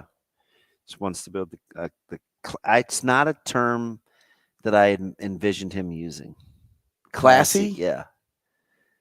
You know what I mean? Because he's so blue collar in his makeup, right? I mean, he was not happy about a collared shirt, and I was like, you don't have to wear it. Like, you know what I mean? It's like, okay, I just thought class, but I think Uh-huh. he means it's weird. Like if somebody says, "Oh man, it was kind of classy," like you immediately think pedigree. I think respect. I think that's what he means, like respected. Right. Like, oh, you see somebody on the side of the road. Or you know what? Not even that. Better yet. I was at Home Depot with Ashley last week. Depot. And I'm not, I was getting mulch. There was mulch sale. We were mulching the property. Did you go dark mulch or red? Black. There you go. Mm-hmm. And Hopefully it looks nice. When it's against new, that it's house. great. Right? But that thing fades. It does fade. My parents have black mulch too. And I know at least my dad puts more on. Shane, was that Jeremy Camp? Let it fade? Because iron sharpens iron. So, I'm not looking for a high five or anything when I say this. I just when we're talking about classy moves, there was a woman, probably mid-50s, with 2 of her grandkids, and she had like a push cart with mulch and some other things, but she had to hold one of the grandkids' hands because he's like 3, and the other one is 5 or 6. So she probably had to hold both hands. And she was asking for somebody at Home Depot to help her push the cart to her car, and nobody was like helping her.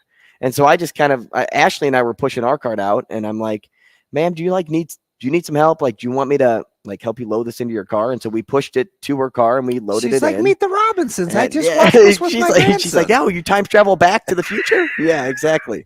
No, but like those are like moves that I would consider Rhule would call classy, right? Like, yes, sir. Something like that's cool. Like what you just did there is cool. I just hope that again. I just I'm a smidge concerned about the winning part of it for this first year, but after that, he should be just fine. Mm-hmm.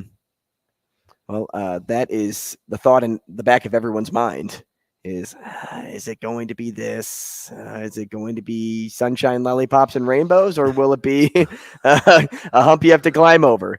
I'll tell you after the opener. How about that? Yeah. I think we'll have a better sense, too, on what the season will look like once fall camp rolls around. I kind of fully expect for them to win that game. Why wouldn't you? Like, you should expect to win every game. No, I'm being realistic, right? Like, I know that there will be some teams that they're just better than.